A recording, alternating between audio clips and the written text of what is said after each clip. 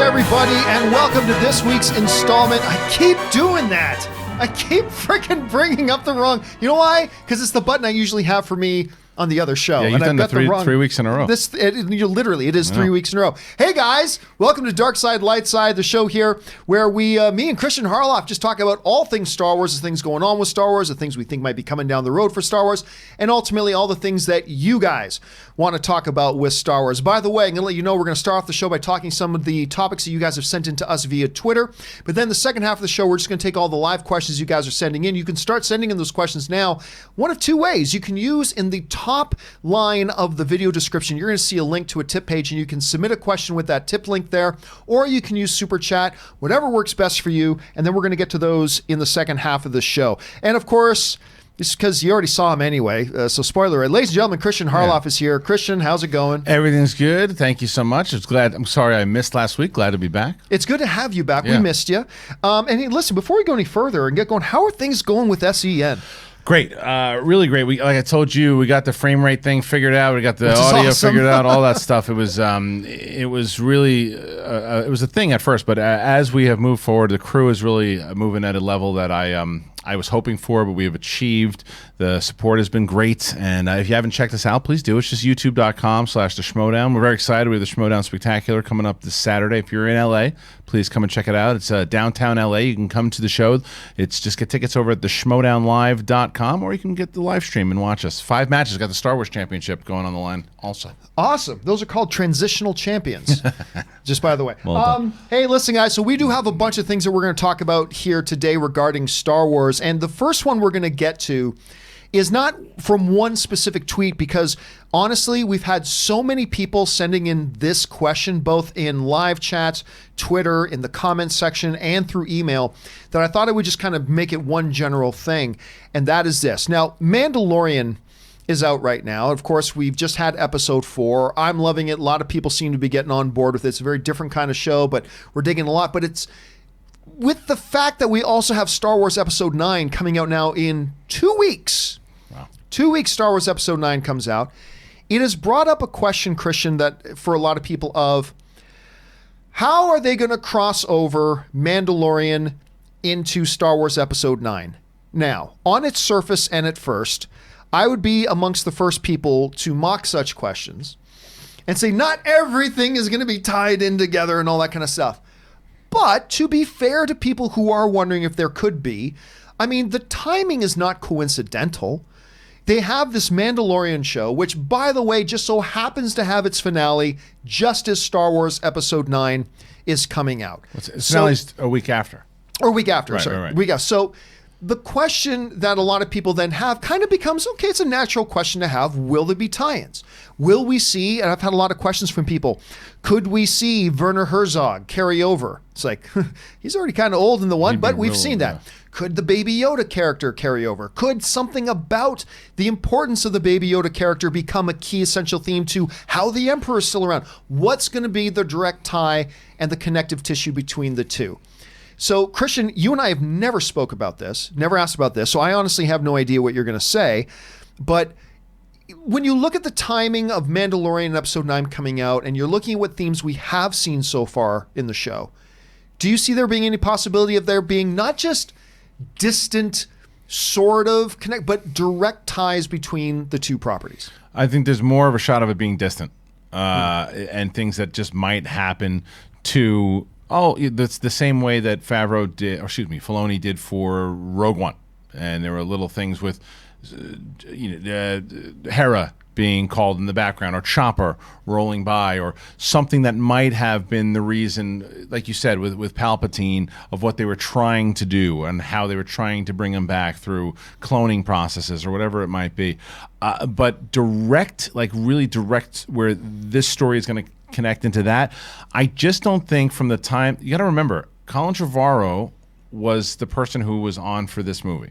Yes. And this was he had a certain script. Then he left the project, and then J.J. Abrams came in and started working on his version. I'm not aware, and it has been reported, or maybe it'll never be reported, that there were any meetings between J.J. Abrams, Filoni, and Favreau to go, okay, how do we connect this stuff? They're not.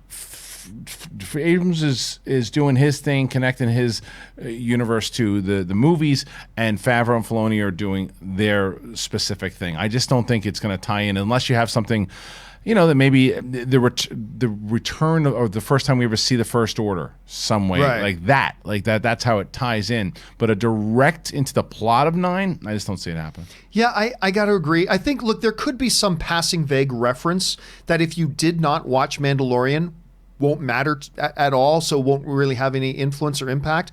I mean, look, I've seen crazy things like Werner Herzog is Snoke. I've heard, and that something he gets from Baby Yoda is what turns him into that. Okay, there's that. Why not? Anything's possible, I suppose. But I think what you just brought up, Kristian, is one of the key things here. Favreau had pitched his idea, I believe, just as Trevorrow was exiting Episode 9. And if that's the case, then one thing clearly couldn't have anything to do with the other. So, yeah, you might get, if you look really closely in the background, like how E.T. was in the Senate. If you look really close in the background, maybe you'll see a little Baby Yoda walking by. But as far as direct story connections, like Mandalorian Episode 7, is it 7 or 8 episodes? 8. 8. Okay, so Mandalorian Episode 8 isn't going to end on some cliffhanger with the words come up, "To be continued in Star Wars Episode 9, Rise of Skywalker." Right? And I also don't see the people in film having that much confidence that many people would have watched Mandalorian. It's popular. It's very popular, and it's popular and through all the people who have Disney Plus. But there are also a ton of people, the casual audience who will be seeing Episode 9, who have not seen a single episode of The Mandalorian. So they don't want to lose people on something that's going to be so tied in. If it's something, again, an inside reference that we can go, oh, that actually ties into the show, that's cool, as opposed to you have to watch this in order to understand that. They're not going to do that to everybody because they don't just assume people have seen The Mandalorian.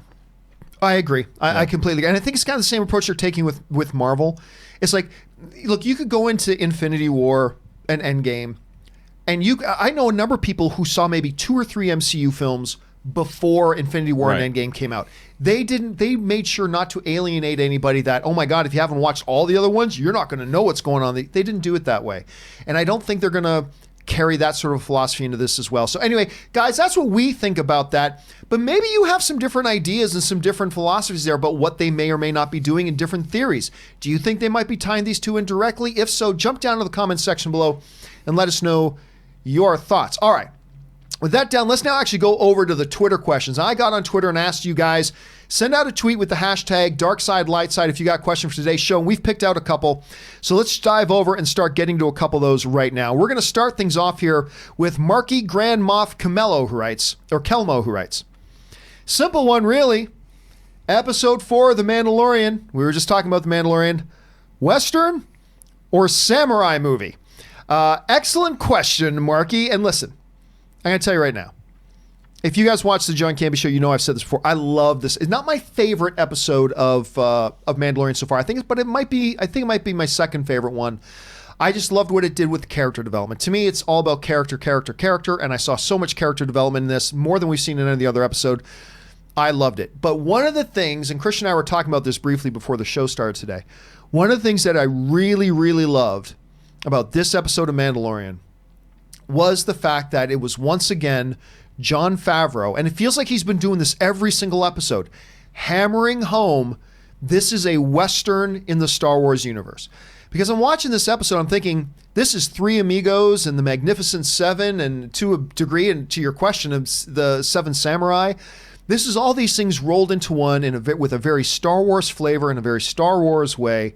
And he just seems to be hitting that again and again and again, Kristian, reminding us over and over and over again, this is a Western. This is a lone gunman, as he described at D23 when we were there. He goes, this is a lone gunman in the Wild West making his way through. And I feel like he just keeps entrenching himself in that, which I think makes the stories they're telling even richer. By the way, I thought Bryce Dallas Howard did a very nice job with this episode. So, yeah, I gotta go. I'm just believing the blue milk that Favreau's feeding us. I'm buying into it. This is a Western through and through in its DNA. Kristian, you had a chance to see it. How do you interpret it? It's both. It is both, the same way that the original Star Wars was both. Right. There's a lot of elements that come from those movies that George Lucas watched as a kid, and that's what Favreau and Filoni have kind of taken the ball with and run. If you look at the first episode alone, when he's trying to ride the Borg, that's straight out of I forget what Western it is. Where and it's there's Favreau said it on stage that it was taken from a lot of Westerns. The music. The beginning when he walks into the bar or the cantina, it's straight. It's a Western. Now there is a lot of the Mandalorian culture alone is very samurai-esque in the way that they. That's a great observation. The way that they conduct themselves, the rules that they have, the stuff that they follow. It's both, and I think that it's okay for both. And there's been a lot of debate out there whether it is or it isn't, and which I don't understand because it's. Not only did it come straight from the showrunner's mouth in Favreau that it is a Western and a samurai and all these and a bunch of other things. So yeah, it's both. Although I do want to bring this up too, when you and I were talking about episode 4, but you mentioned what your favorite part of episode 4 was. Oh, the favorite moment. Chapter 4, you mean? I think you said episode 4. Sorry, chapter 4. Chapter 4. My favorite part? Yeah, the part you said. Yeah, the part with the baby when he's like doing the thing with the playing. There's a great. Someone had done a scene of it that he's playing modern day like hip hop music. And he's like changing the radio station, and so he's like, stop playing it, stop playing with it, and he stop touching things, and he does it again, and every time he does it, the music gets louder, and he's like moving. It's great. The Baby Yoda thing, by the way, I got to bring this up. The evolution of the Baby Yoda stuff has been really impressive because it's gone from episode 1 when we first get a glimpse of him, and it's so cute. And even to a degree in episode 2, just very cute and adorable. I feel like they're starting to give this character a little, well, use the same word again, a little bit of character. Sure. And we see that in that scene, which we've got here in the image, when he just continues to stare at Mando and reaches for the thing anyway. Well, there's another moment he does that throughout this entire episode. It's the most we see of him because he's a little shyster. I love the things that he does. He's a troublemaker. I love it. And the other thing that he does, we see that throwback from episode 1 when he eats the frog character, right? Yes. But this time the kids are like, oh, and he goes, all right, I'll have some manners. He spits it out. Peer pressure. Yeah, and he's like, fine. I don't want to gross the kids out. So yeah, I think they showed a lot for what he's able to do. Yeah, and one of the things I said too that I really loved about this episode was speaking to the development of the character of the Baby Yoda is that you're seeing the relationship evolve between the two, because my contention has been through the first couple of episodes that Mando has a sense of obligation to this little character, which we haven't learned exactly why yet. We're getting glimpses of fellow foundling, all that kind of stuff. But now in this episode, this is the first time that you're seeing legitimate affection from Mando. And then even when the Hot Widow, as they referred to her, said, you know, it's going to break his heart. Or no, Gina Carano said that to it. It's going to break Baby Yoda's heart for you to go, expressing true affection now between the two. I think it was the... was it the Hot Widow? I think so. Yeah, maybe I got that wrong. But, I mean, again, just showing the development of the character and the characteristics. And it's not just an adorable little thing anymore. Now it's actually a character in the show. And I think that's paying off dividends. I like it's fun. It goes back to what you said when we reviewed the first one together, when we were talking about it, and you were worried that the Horatio Sands character was going to be like the sidekick. Yes. Right? The baby has become the sidekick, and I love it. Yes. It works because the baby has its own particular story of where it's going to, it's not just, it makes sense why he's there. And also he's trying to just push this character off and say, no, he doesn't want to live my life. I got to go do something else. And then when he realizes, I can't. I got to take him with me. Because they're not going to keep trying to push him off now. Now they're going to be together for a bit. The question is, where the hell does it go? And you know, one question raised for me during this episode was, how do these key fobs track this baby? Yeah. At first I thought, okay, so they've got him, like they got a tracker on him. Well, you'd think Mando would know if there was a tracker. Where it is, right. So is it a DNA thing, or how are they able to track him no matter where he goes? Probably the doctor somehow would be able to track him for sure. Some of these midichlorians. It's tracking midichlorians. That's why I say you should have taken that doctor out, man. I don't care how nice that doctor was in that room. You should have taken. You think it's going to come back to bite them in the ass? It already has. The doctor. I mean, how else would he killed every single person in that compound? How did they know that he took the baby? I didn't even think about that. He was the only one left alive. Should have taken that doctor out. I'll go Sith Lord on that one. I don't care. Take him out. Let that be a lesson to you, everybody. If you're going to wipe out a compound, wipe it out. Wipe it out. Wipe it out completely. All right. With that down, guys, let's move on now to the next tweet that you guys sent in to us that we selected. And the next one right now that we're going to talk about comes to us from Michael Beltran, who writes, "You've often talked about bad marketing in films like John Carter and Edge of Tomorrow, and yeah, two of the worst examples ever. How do you feel about the rise of Skywalker marketing? Do the trailers make it feel like the end of this 40 years saga? I'm excited, but I can see why others aren't. Hashtag dark side, light side." All right, thanks a lot for sending that in, Michael. And listen, there's a couple things that are not secrets about me. Number one, that I am excited for Star Wars Episode 9. But number two, I have not been particularly overwhelmed or thrilled with the marketing thus far, either in terms of quantity or quality. In terms of quantity, I was perfectly okay with, okay, you know what? We got Mandalorians about to debut. So they're not going to go full force, pardon the pun, they're not going to go full force with the marketing for Episode 9. I get it, but I said once Mandalorian drops, they're going to put the pedal to the metal and really start a full-out media campaign blitz and get this thing going. We have Episode 4 now in our Episode 4 of the show now in our rearview mirror. And I still haven't felt a sense of an overwhelming push for this movie. That's the quantity side. Quality side, I've also not been blown away. Now, don't get me wrong. I've enjoyed a couple of the trailers. I have. I thought the first trailer they dropped, the first teaser, was a decent first trailer. I thought the final trailer, while good, I thought it was a bit of a missed opportunity. And, okay, granted, I loved the they fly now spot. I know you didn't. But I admit, I love but I have not been overly thrilled with anything else.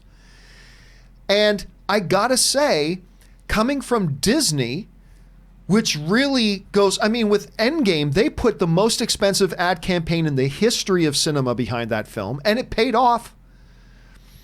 I can't help but feel a little underwhelmed. But now, granted, this is marketing we're talking about. This has nothing to do with the movie, but I feel a bit underwhelmed about the amount of effort now, unless we're now getting into the final 2 weeks, Kristian, and they're planning like, our strategy for this one is like wait till the last 13, 12 days and then go boom, bonk. Maybe. I think they're hitting TV spots. TV spots, but even then I've seen less than I thought I would. I think you're going to see heavier TV spots, and I think that the strategy is because of what they did and what they saw and how the pre-ticket sales were, right? And how much they've done so far pre-ticket sales, that maybe they are doing that thing that everybody's wanted them to do. And that's not go too heavy into it and not give a lot away of what the story is, because I don't know what the hell the story's about. And I like that. I like that I don't know what it's about. I just know that because we really don't know. Normally we get a story trailer for these movies of what the movie's about. Yes. That has not been the case for this film, and I think that it is one of the marketing strategies is it's the last movie. People are going to go see it. Our ticket sales already indicate that we're going to do pretty well here. So let's market in the fact that this is the last of the series. These are the characters you've known so far from this original trilogy. The last one comes out in December. Get your tickets. And that's been the idea. But I do agree with the question of I haven't gotten the overall sense, except for that one trailer that came out of like that said the saga comes to an end. Right. That's real, and the little featurette that dropped. But there hasn't been this thing. This is the end of this. I forgot about the featurette was nice. Yeah, that was nice. But no, I haven't felt like the stuff you've been watching since '77, that storyline all the way through of the Skywalkers. This is it. This is the season finale. This is the series finale. This is it. It hasn't felt like Endgame, like to where it's the end of it. But maybe that's just not what they were going for in this one. It's just like they put it with the overall, the overlay, the final of the saga, and then we just get what we get. I like the idea that we don't know what the story's about. I do enjoy that because I'm going to go in fresh with it, and I know that there's leaks and stuff out there. I want nothing to do with those. See, I think there's a distinct difference, at least for me, there's a distinct difference between giving away too much and just telling us what the movie's about. Right. And I get it. I understand. Yeah, completely. and for me, that's been a little bit frustrating because not knowing what the movie's about, then I'm left to, the only thing that I have to get excited about is the fact that it is Star Wars. Yeah. And so I'm going to have a natural level of excitement regardless just because of that. That's what they're going for, though.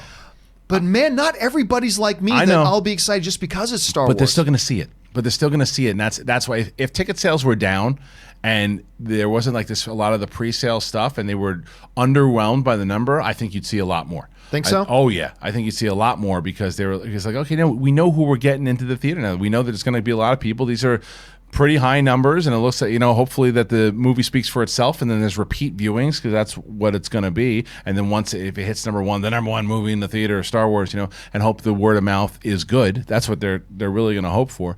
But I understand the most people in most movies, and I'm usually a big advocate of you got to show me what the movie's about. Because I think that killed Blade Runner 2049, the fact that they never even told the audience what the movie was about. But that's a different movie. It is a different franchise. Because it was a movie that was a hit in it wasn't even a hit, the 1982 film. It was a cult classic that 20 some odd years later you put that movie out. It's just a tough sell overall. This is a movie that's coming off of a successful film, and whether you like Last Jedi or not, it made over $1 billion, and so it's coming off of that. It's the last of the saga. J.J. Abrams is returning, and it's Star Wars, so it has that little extra push of, well, we don't need to show, because Endgame didn't show too much in the trailers. They didn't show too much. Yeah, and they relied on the fact, well, this other movie just came out last year. So it made a lot of money. So you want to know what happens next. So they're hoping that people want to know what happens next with this, and that's it. I will admit, though, it has left me in a position that I'm excited just by my resonant Star Wars excitement. And not for the movie itself, the story itself. Yeah, it's the default excitement for Star Wars that I have, rather than, wow, there's something. And again, I don't want to misrepresent myself. I have enjoyed the trailers. I've liked the trailers. I think they've been decent. But, this thing where you're supposedly pushing it, like you said, it's this final chapter of the saga. It's both quality and quantity. Yeah. And I got to hope that going into these last 2 weeks that they are going to put a real push into the TV spots and just really go with a full ad buy. I hate to do this because it just opens up such a can of worms, but it's I think another issue that comes with The Last Jedi. And it's that the way that The Last Jedi ends, it's the end, and you don't know what's going to happen next. It's just they're on the Millennium Falcon, and it's not. And I don't want to hear people say it's similar to Empire, because it's not, because there was so much more set up, and certain things, the structure wasn't broken down the same way it is here, and we didn't. So JJ is going to take elements from what happened in 8, but he's got to start over again. So we don't know anything that's going to happen as what we did with Endgame. We knew that there were things that had just all these big events had just kind of gone down. The only thing we really know about this is that, okay, they didn't really have a lot of friends that helped them. How did they? It takes place like a year later, and then we were told through JJ and stuff. But like, what's the story now? Where it's, because they're gonna have to. It's not things that are continuing over, except that's why I say, like, a lot of people say, well, we don't need to know about Rey's history anymore. They found that out in 8. You have to have some reoccurring themes from 7, 8, and 9 to make it all tie together at some point. Because I don't think you don't need to know. She doesn't have to be a Skywalker. She doesn't have to be a Solo. But I do, and she's made it clear that we're going to find out more about her and where she came from. And I think you need stuff like that to connect all 3 movies. All right, guys, question here is, how have you been feeling about the market? Again, remember, marketing campaign is totally different. Lots of great trailers have terrible movies. Lots of terrible trailers have great movies. But speaking just of the marketing itself, how have you guys been feeling about it? Has it been meeting all your expectations? Is it getting your engine revving? Are you kind of in the middle about it? Maybe you're not so impressed by it. How have you felt about it so far? Jump down to the comment section below and let us know your thoughts. All right, with that down, let's go on to the third tweet that we're taking from you guys today. And the third tweet today got sent in to us by Rogelio Hernandez, who writes, how early and how late, I like this question, how early and how late can they show Palpatine in Rise of Skywalker, hashtag dark side, light side? And, Kristian, let me throw this one to you first, I guess. We know Palpatine's going to be in here. We've known that since Star Wars Celebration, since he hit the stage with the cackle and said, run it again. We've known he's been in there. He's been featured prominently to some degree in a lot of them, from posters and narrating a trailer and all that kind of stuff. How early would be too early to bring him in, and how late would it be too late to bring him in to Rise of Skywalker? How are you feeling about that? You need to show him pretty early. for Early? me. Yeah, I feel very early because too early. I don't know. It opens up with him reading the crawl. That's too early. But Episode 9. You have come to see a movie. After that, show me in the first scene. I'm good with showing how it all connects because once again, we don't have a clear-cut villain. Is Kylo the villain? We don't know. Will he be redeemed? Not sure. It looks like the big bad in this one is going to be Palpatine. So show me how he's involved. Show me how he's going to be involved. And then make that, because the movie is actually shorter than we initially thought. The original report, I think, was like it was the longest, but it's actually 240, but it's going to be like 221. Something like that. So either way, so you have 2 hours and 20 minutes to have to make Palpatine the big bad once again. And how does it connect to all of the stories? I think you need to show them within the first 15, 20 minutes.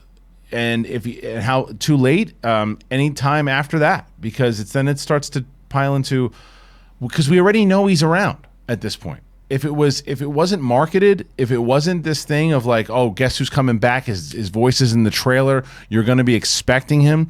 And then you get him and he pops up in the last 15 minutes. That'll be a bust. That'll be a full bust if he doesn't show up until like the last 15 or 20 minutes of this movie. It's like, oh yeah, he's just been kind of talking to Kylo. Kylo's kind of the bad guy. Not really. It's Palpatine all along. And last 15, 20 minutes, I am out. I am checked out if that happens. Show me him as the villain for the whole movie. And therein lies, I've been mentioning, I'm on board with episode 9. I'm excited about it. I'm encouraged by it. I'm enthusiastic about it, and I'm optimistic about it. But if you were going to ask me, okay, John, but what's the one thing that could really, in the words of Chris Carr, yuck my yum? It's this issue specifically. And the ironic thing is, if they had never told us, if they had never said at Star Wars Celebration and then on the poster and then in those trailers, if they had never hinted to us that Palpatine was going to be a part of this movie, and then all of a sudden, unexpectedly, he pops up with 10 minutes to go in the movie, I might eat it up. I'm with that too, right. But the fact of the matter is, you haven't hid this from us.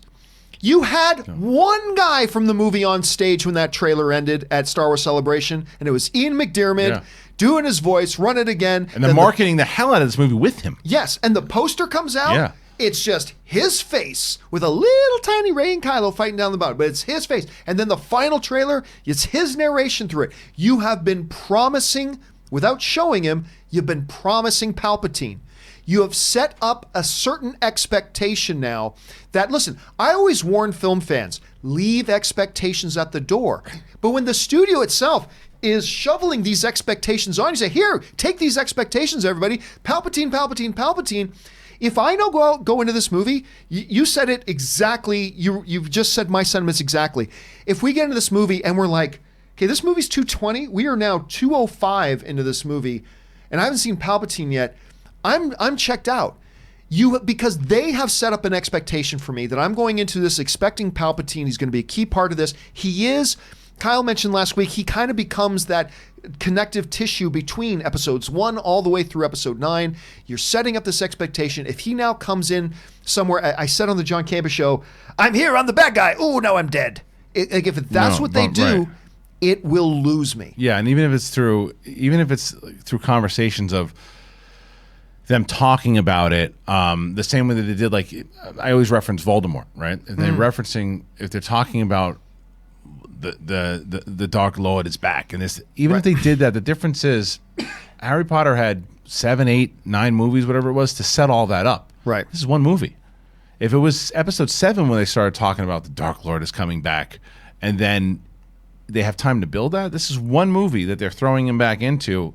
Let me have him right away. Show me what he's doing. Show me how has he been able to control Kylo? How has he been able to do all these things? Like, how is he there? How is it? Because you got to explain how he returned. You got to explain how he survived. He just shows up. It's like, how did he make it back? Because. Okay. It's like, did he survive the fall? Did he come back from the dead? Is he pushing himself through Matt Smith? Like, what is he doing? And that one of the things I've said too is like, look, if we've already perfectly accepted in canon that Darth Maul himself fell down a huge chasm, but was first cut in half, and he survived. Through the dark side, yeah. But you got to tell us, like, I can't be because I love that. Yeah. I mean, yeah, you got to just give, but that doesn't need 20 minutes of backstory. That can just be, once I hit the bottom of the floor, I pulled myself up and got to I escape. hitched into Space Uber and went to indoor. Yeah. So I mean, Whatever so he they was. got to do that. But again, I don't know if I feel like he needs to be there in the first 15 minutes. But if he does, great. But he's got to be in the first hour. He has to be in the pushing first it, hour yeah. because that then becomes your plot. Yeah. That Yeah. then becomes your mission. Because if you just introduce him at the end, then it's going to feel like everything else in the movie was aimless. You got to get him in that first hour because he becomes your direction. Also get the energy up in the crowd right away. Yes. If you get the energy up. Like if you start that movie off and that you see, it'll probably start with Rey training or whatever she's doing, right? And then that'll already get people excited to see how farther along she's come as a Jedi, right? Then you'll show a couple things with the Resistance and what's happening now, setting it up. And when you cut to Kylo for the first time, what's he doing? How great would it be the first time he goes into, whether he's on Moraband or wherever he might be, and he's having a conversation with who? Sheev. Right. And it's him and Sheev just talking shop, and we'll find out how it all went down and how it happened right away. And he set it up, okay, that's our story. That's where we're at. The energy in that theater, like, wow, they're giving there he is.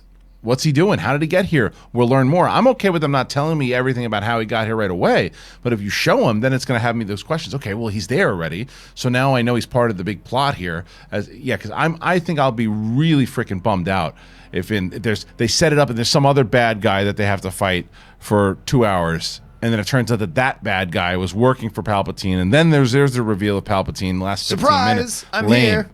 Yeah, Lame. and I like what you just said about getting energy in that theater, especially coming off of The Last Jedi, which is a movie I enjoyed, but hey, it's super divisive. So I think JJ needs to have that sense of timing of coming into this movie and understanding we need to infuse that audience with energy right away. Because if you can get the audience hyped right away at the beginning of a movie, that can take you a long way. Once you lose an audience, it is hard to get them back. Yeah. You know, if you start off dull and kind of directionless, it's hard to then later on get an audience on board. If you can come out, I love the way you put that. If you can get the energy in the room right away, by right away, I mean like within the first half hour, first 20 minutes, that'll carry them a long way through the rest of the film, I think. It's all theater, man. Like all of it, no matter whether it's a stand-up comedy show, a live event, whatever it might be. It's a movie. It's all theater, and it's about how you want your movie. You want to dictate the energy to make it vibe. You want to feel that. You want to feel that at the very end of it. That you're setting. It's almost like music, right? And if that note, if Palpatine is that note that goes, boom, okay, I'm ready to go. By the time you hit the very end of that movie, and he is the bad guy that they've been going through this entire time, that they are going to tie it into the entire saga. I mean, that makes sense. I've always said I've been calling him. I think it makes perfect sense that he's back. I think it makes perfect sense if you tie it in to all the stuff we learned in the prequels. Plague. How did he? It looks like he did learn from Plagueis on how to cheat death. He figured it out. So tell me that. Show me that. Like that's what he's been doing. Has he been hiding in the shadows? Has he been watching over to? Was Snoke an agent? I don't need to necessarily know that, but if he was, great. Let me know. Like, what's he been doing all this time? Maybe there's a quick reference to the Mandalorian in there that just kind of goes over a lot of people's heads, but to us, he says something like. For many years, I tried to Whatever he's talking about. There's things that it just goes through the lore. It could be something. Yeah, Palpatine is the bass drop. Yeah. And they got to use them that way in here. Question is, guys, how are you feeling about that? Maybe you're one of the people who just, you know what? Yeah, the Emperor's there. I could take it or leave it. Maybe you think it's an important thing. Maybe you don't. How early or late do you think is too early or too late for him to pop up in this movie? Jump on down in the comments section below and let us know your thoughts. All right. With that down, let's move on to our final tweet today that we're taking. And the final tweet today gets sent in to us by Alex Bayer, who writes, I like this question. If you had to pick your top 3 canon books, what would they be? Mine are Lost Stars, Master and Apprentice, and Dark Disciple. Also, my favorite canon comic is Charlie Soule's Vader run. Hashtag Dark Side, Light Side. And yeah, again, after Disney came on board, we had a new era begin of actual canon novels, whereas previous novels were not canon. Everything moving forward was theoretically canon.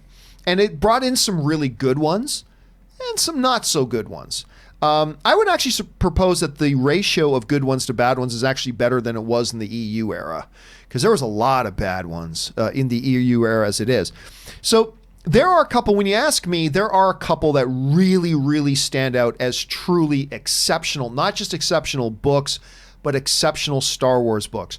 And for me, it always starts with Dark Lords of the Sith, the Lords of the Sith. That, the one to me is, I cannot, other than, The Last Command and the Thrawn novels, I have never had a page turner like Lords of the Sith. I was hooked into that story and that book from page one, and I could not stop just eating it in. I just couldn't stop. Everything from developing an understanding, seeing actual dynamic between the Emperor and Vader, and the survival things, the creatures they're fighting off, and even the side stories with the various Imperial characters. The cover of the book alone is pretty awesome. The cover is amazing. It gets you a lot into Ryloth. It gives us a lot of back of Syndulla's dad. All this kind of stuff had some good canon tie-in. It was a great story of its own. It was great fleshing out some background stuff of characters that we've already known for a long, long time. To me, it's the title holder of the best one. So that's just for me. The second one is also an easy call for me, and that is one that you mentioned yourself, and that's Lost Stars. Claudia Gray's book, Lost Stars, which is really odd, because if you told me, hey, John, Lost Stars is kind of a YA book in many ways, but you might want to check it out, I probably would have thought, meh.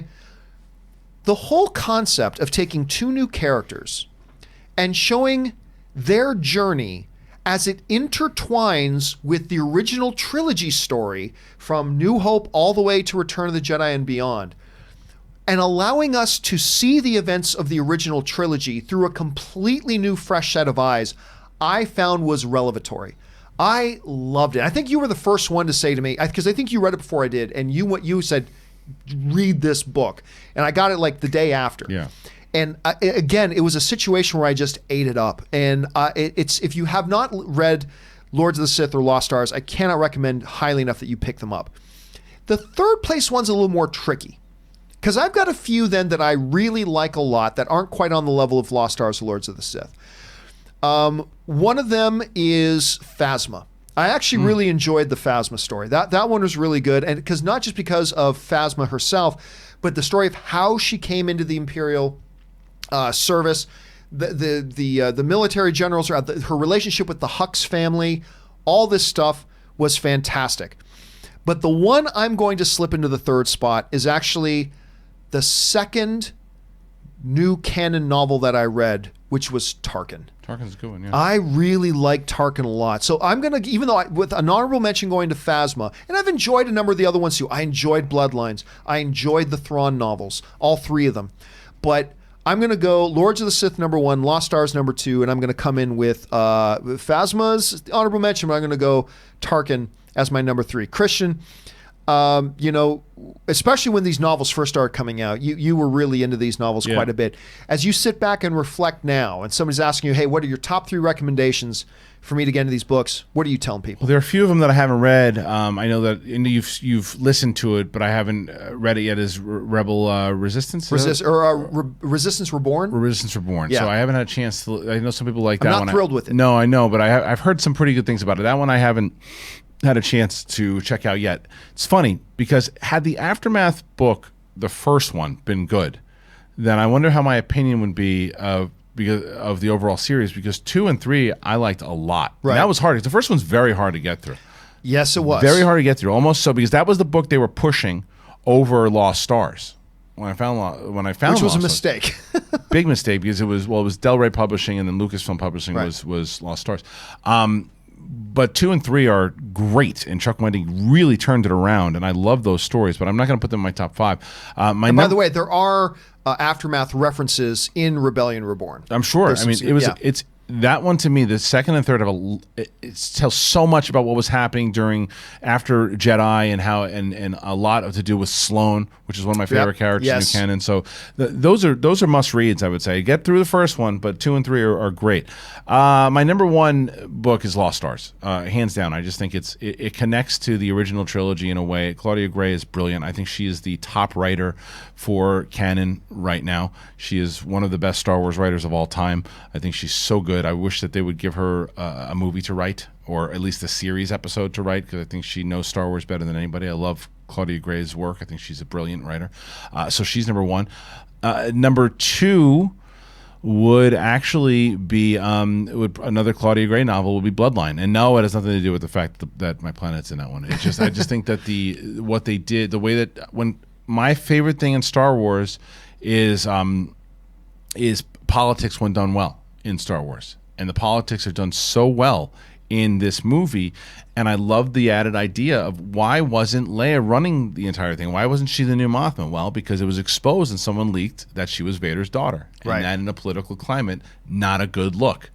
And then finally, I'm actually going to put in another. You put in James Luceno's Tarkin. I'm going to put in James Luceno's Catalyst. I think that it's a very well-written novel, but it also adds so much to the experience of Rogue One. When I went in to see that, and I love Lords of the Sith. It was my number one for a long time. But Catalyst, what it does is when you read that book and then watch Rogue One, you know so much more about Mads Mikkelsen and Ben Mendelsohn, what they have gone through together and their relationship. So when that opening scene happens, you know why and the relationship they've had, and it's pretty great. Where's Laura? All of a sudden, Yeah. that line has a lot more meaning to it Yeah. now after you've read Yeah. Catalyst. So there you go, guys. And listen, there are a number of books. Some people like some more than others. Maybe you guys have some recommendations. If so, fire them into the comments as well. And if you do get a chance to get around to reading any of those books that Kristian and I just mentioned, let us know that you checked them out as a result of our recommendation. We always like hearing stuff like that. Okay, guys, with all that stuff down now, we're going to go over and start taking the questions that you guys have been firing in. And that's what we're going to do for the balance of the show here. So we're going to get things kicked off here with, where are we at? Noah Molansky writes, I was recently rewatching all of the Star Wars films to get ready for... you know what? I meant to start off with this one. This is the way Kenneth K. And I touched on this one myself earlier in the John Campea Show, but I thought I'd bring it up here since, Kristian, you're here. Hey, Obi-John and Darth Holoff. I have watched new clips for Rise of Skywalker, and it seems they have given Palpatine a lot more dialogue. Do you think he actually could end up having a larger presence than what we once thought? Now, that goes to something we were talking about a little bit earlier. This is the problem. That if he doesn't, they're teasing it as if he does. So this question coming in from Kenneth is that it's an accurate question. And it goes back to the point that we just made. People are expecting him more now. They're really leaning heavily into him now. All the TV spots and he's got this voiceover, all of that stuff. They're leaning in heavy that he's going to have a larger presence. So if he doesn't, you're going to be like, that's it? What a jip. But if he does, then it's okay. This is exactly what they've been talking about. It's made it seem like he's got a bigger presence. I just hope that they do, man. I really do. Yeah, I agree. And I'm going to believe that they are. I'm going to naively just believe that they are. Okay, Noah Molansky writes, I was recently watching all Star Wars films to get ready for The Rise of Skywalker. I was wondering why The Return of the Jedi is your favorite. I really loved it, but still feel Empire is far better. And I actually did address this one already on the John Campea Show earlier. Brief Cole's notes to that. Greatest space battle of all time, the greatest single scene in any Star Wars movie with the Emperor's throne room. I love the various locations to go. I love the whole stuff with the Jabba thing. I love the thing with the dichotomy of technology versus the natural world that was represented by the Ewoks. Look, all Star Wars movies are a 10 to me, but they're 10A, B, and 10C. And for me, that's why Jedi is my number one. I completely agree. Empire is far better. There you go. All right.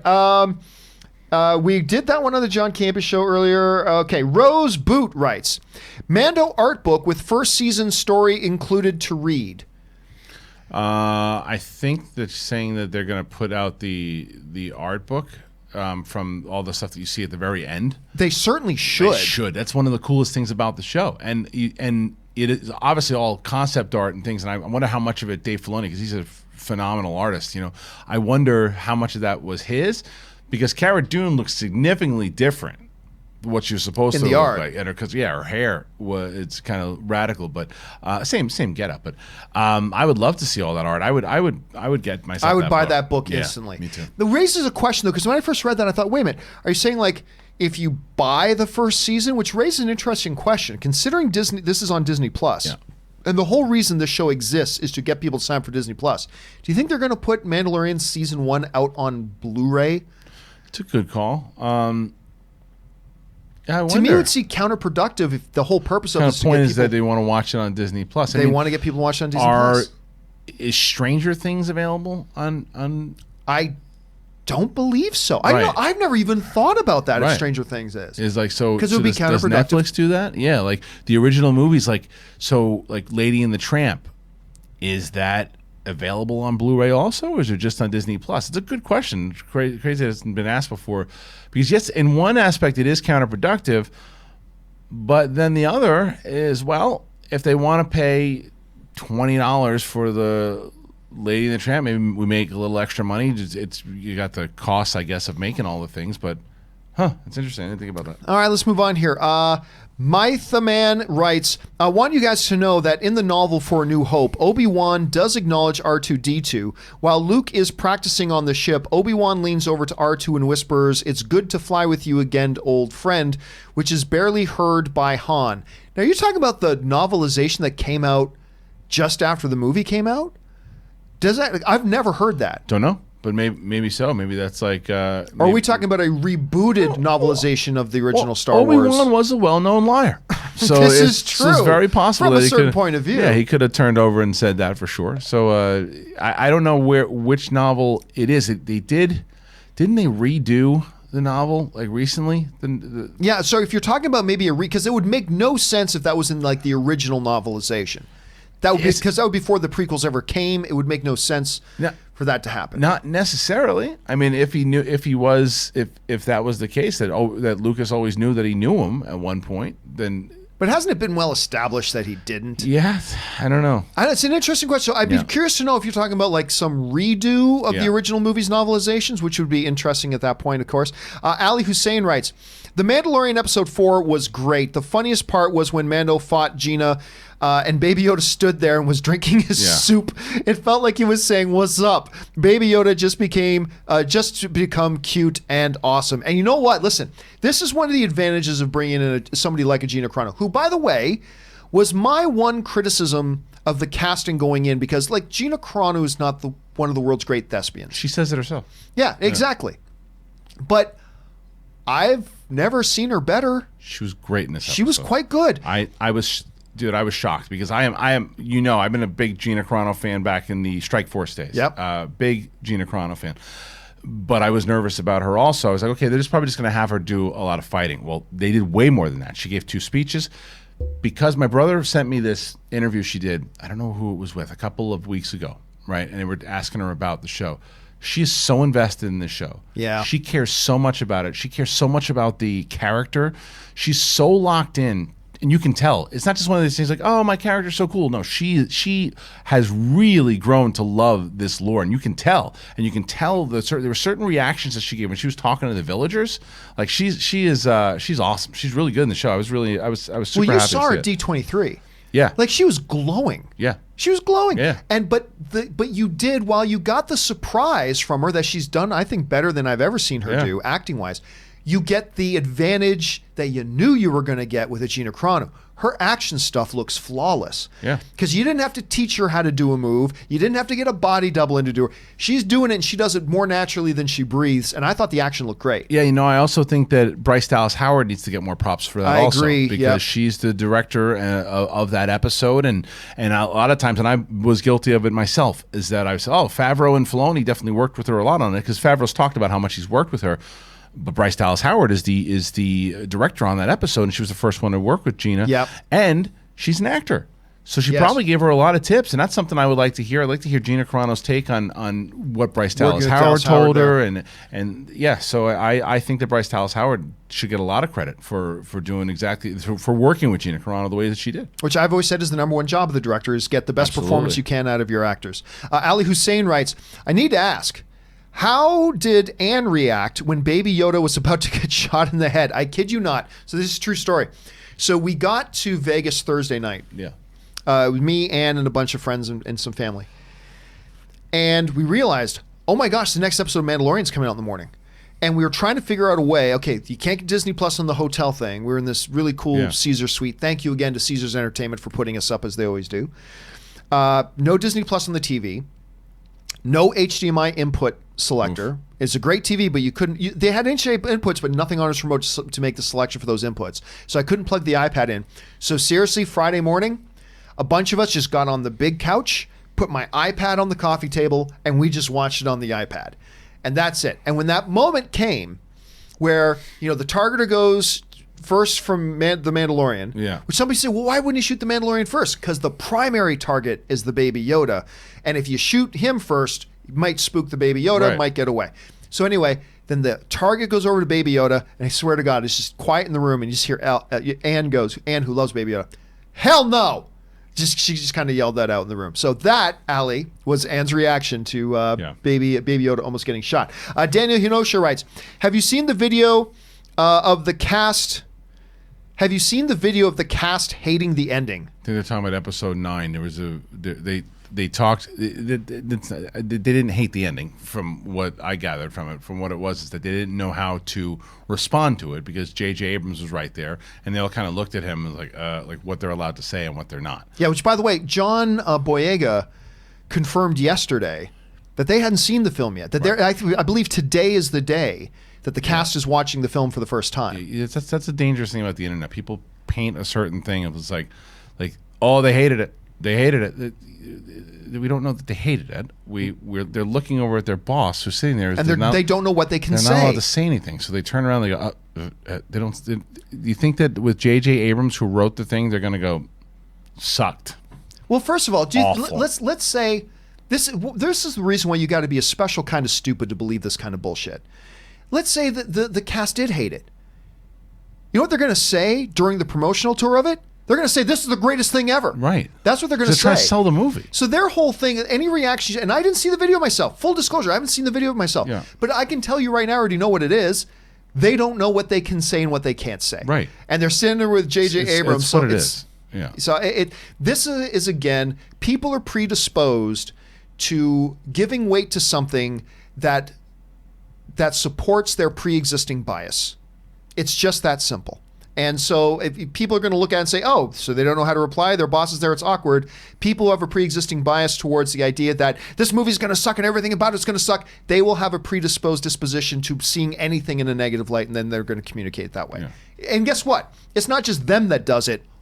All of us idiots do it. Like, all of humanity does that. We are predisposed to giving weight to things that give credibility to our pre-existing biases. That's what we all do. We all do it, and that's just a situation of them doing it too. All right. Sondrol Productions writes, thoughts on the character General Grievous. You know, it's funny. Kyle and I talked about this the other day. I'm actually not a Grievous fan. I've never really liked the character Grievous that much. I don't hate the Grievous character. I've never really been a fan. I like him better in the animated series than I do it. Kyle said the same thing, actually. He's way more cartoonish and kind of goofy in the in Revenge of the Sith, but in the Clone Wars series and in the non-canon Clone Wars series, the Tartakovsky ones, he's devastating. He's terrifying, and in James Luceno's novel that takes place, I believe, right before Revenge of the Sith, I think. Or it might be the actual novelization of Revenge of the Sith. I can't remember. But I think it might be beforehand. But anyway, they go into the actual backstory of Grievous. It's not canon anymore. But the stuff that they actually set with him, that Dooku essentially lied to him of who he was and brought this kind of anger and hatred, and they almost made him like a villainous RoboCop is what it was. Ooh. And it's kind of what his story was. It was incredible. It was really amazing. But I do like the character. I just think he was handled a little silly in the actual film itself. All right, Steve Mattern writes, got any Star Wars books to recommend to an EU newcomer? Well, it's funny you should ask that, Stephen.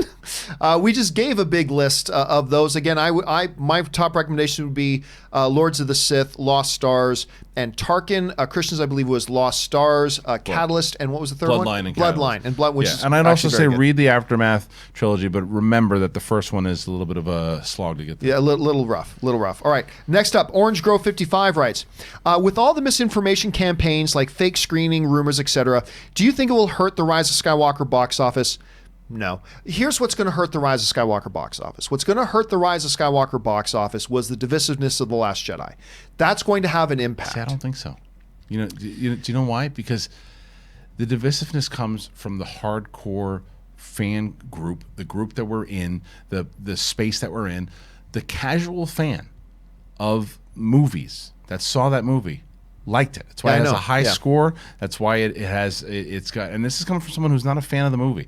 I watched it with my wife, who is not a Star Wars fan at all, and she loved it because there was no the big problems a lot of people had. My dad, who's not a big Star Wars fan, my dad loved because Last the Jedi. thing is, the biggest problems, and I'm talking from me, it's the way certain things were handled. It were certain moments that didn't feel like Star Wars. The casual fan isn't looking at any of that.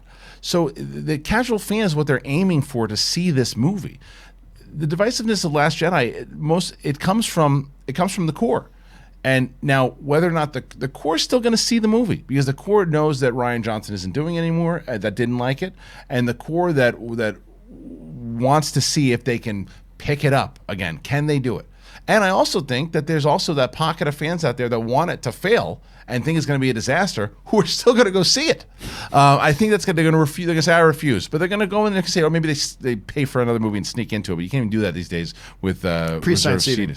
So, I don't. And this, as far as the screen, this is the same point. The screening room stuff and all that, the casual fan has no ideas that these reports are even out there. Yeah, and I agree. I think it's only the people who are in the inside, the core worlds, if you will, that know about this stuff. But I still do believe there's going to be an impact. Like, not enough that makes Star Wars The Rise of Skywalker make under $1 billion. But I don't think it's going to get to 1.5. Which is fine. It's still going to make it one of the top 10 highest grossing films of all time. But I don't think you're going to see it getting close to, like, say, the $2 billion mark that, say, The Force Awakens did or anything like that. Yeah, I don't disagree with that. But I also think the reason why it has a chance, that's less on the divisiveness of Last Jedi as it's more about how is the movie. Because if the movie is great, and those fans... Well, that's the part we can't take in consideration yet, right? So, but if the fans who hated The Last Jedi go and give this a shot, and they go and see it, and they love it, and then they go, you know what, this is the one that I want to see, this one I'm going to support, and they go and they that could happen. And not even just those people, the people who just enjoyed the movie overall and think it's a good conclusion. But if this one's divisive also, and this one people are going, no, it just missed the mark, they tried too hard to please, and it just makes no sense, that's going to put a big chip in it, and it'll hit $1 billion. There's no doubt about it. Yeah, I just don't think it's going to get to 2. I don't think it has a chance. I don't think it's going to hit to 2 either. I think that it's just right now it's just too hard. Like if we were coming off a real positive momentum of Last Jedi, maybe 2 would be in play, but I don't see it being 2 in play. Yeah. I'd love to be wrong, but you're right. The biggest variable here is the one we cannot take into consideration yet, which is the quality of the movie. Right. If the movie's terrible, we may reassess. If the movie's amazing, we may reassess. But we're going to have to wait. Well, 2 weeks, guys. 2 weeks and we will know. All right. Ali Hussein writes, the special effects on the AT-ST was really good, but why they not show the driver? Is it because of a budget on the show? Whoever drives that was not dumb. I am talking about the water scene, well, obviously, and it looked a while for it to fall into the trap. I don't think there's any need to show the drivers. Yeah, we get who they are. It's not like it wasn't like the driver was like an Imperial or something. It was just one of those orc-like creatures. And originally when I saw it, I had an issue with it because I said, wait a minute. So it knows at first not to step in the water, but then because it gets mad, it steps in the water. And then I watched it again and realized it slipped. I didn't pick up the first time that it slipped on the mud, and that's why it went into the water. See, I didn't even think it knew not to step in the water. I just assumed it's like, it just moved as far as it needed to go. It stopped and it looked, and it knew. It looked down and it was like, nope, not doing that. And then once it was getting like irritated to try to get her, it slipped. Okay, I'd have to go back. No, see, you just give me an excuse to go back and watch it again. I saw it when I did a watch along every week, and as I was doing the watch along with the fans, I'm looking around. I said, I don't like the fact that it knew at first. Oh, wait a minute, it slipped. I'm an idiot. I didn't even take that into consideration. I learn something new every day. All right, Christopher Lott writes, in The Force Awakens, when Kylo is talking to Darth Vader's helmet, could Palpatine's spirit be imbued in the helmet and Kylo is actually talking to Palpatine? Okay, I've heard a question very similar to this before, Christopher. Here's my personal response. I want to know what you'd say to this. Yeah. Number one, there was nothing in The Force Awakens to suggest that the helmet was ever talking back. Right. You know, there was nothing there to suggest the helmet's talking back to him. Secondly, this isn't Harry Potter. this isn't one of Voldemort's Horcruxes. Right. That is within each of the things. The spirit of Palpatine is imbued to keep him alive and all that. I mean, they might go that way, which will be pretty dumb if they do, but they might. So I'm going to guess no. If The Force Awakens gave me any indication that the helmet was actually speaking back to him and communicating back to him, but I never got that sense, and so I don't see what the point of that would be. But I don't know, how would you respond to that? No, I don't think. What we've seen is that he's been obsessed with Vader, and that's what the idea was. I mean, Rey calls him out on it, and he knows he'll never be as good as Vader. And then Snoke brings that up again in Last Jedi. I think it was in the. I want to tell you it was the Aftermath. No, it wasn't Aftermath, but he's been searching for these things, and we know one way or another how he found. I think it was a bounty hunter that found the Vader helmet and then got it to him. But he's been searching for it, So it's just one of those things. He's just been obsessed with his grandfather and the dark side, and it's not going to be a Palpatine thing. All right, the Mandalorian of Gondor writes, "Hello, John and Chris. The original trilogy. I almost said the Old Testament. Yeah, that's what some people feel." The original trilogy is about the rise of Luke. The prequels are about the fall of Anakin. In one sentence, what would you say the sequels are about? Now, having not seen the third film, I would, at the risk of sounding like it's a cop-out because it's the title of one of the movies, I really do believe this is how you describe the new trilogy. The Force Awakens. I believe it's the reawakening of the Force. So that's how I've always looked at it. Again, it's at the Force since, since Return of the Jedi has in many ways been dormant, particularly since Luke lost his academy.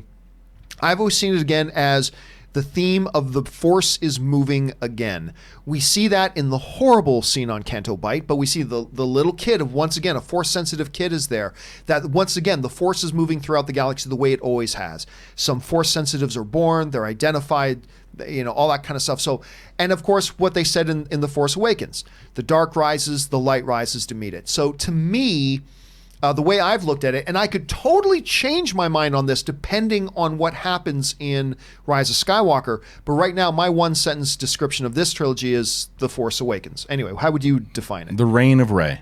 Yeah, I think that it's similar to whether it's the rise of Luke, but it's the reign of Rey, and I think that it's about. There's so much more that we're going to find out about her with that dark side thing, and how it ultimately ends. The light side version is going to be the one who ultimately reigns, and what will be her next adventure.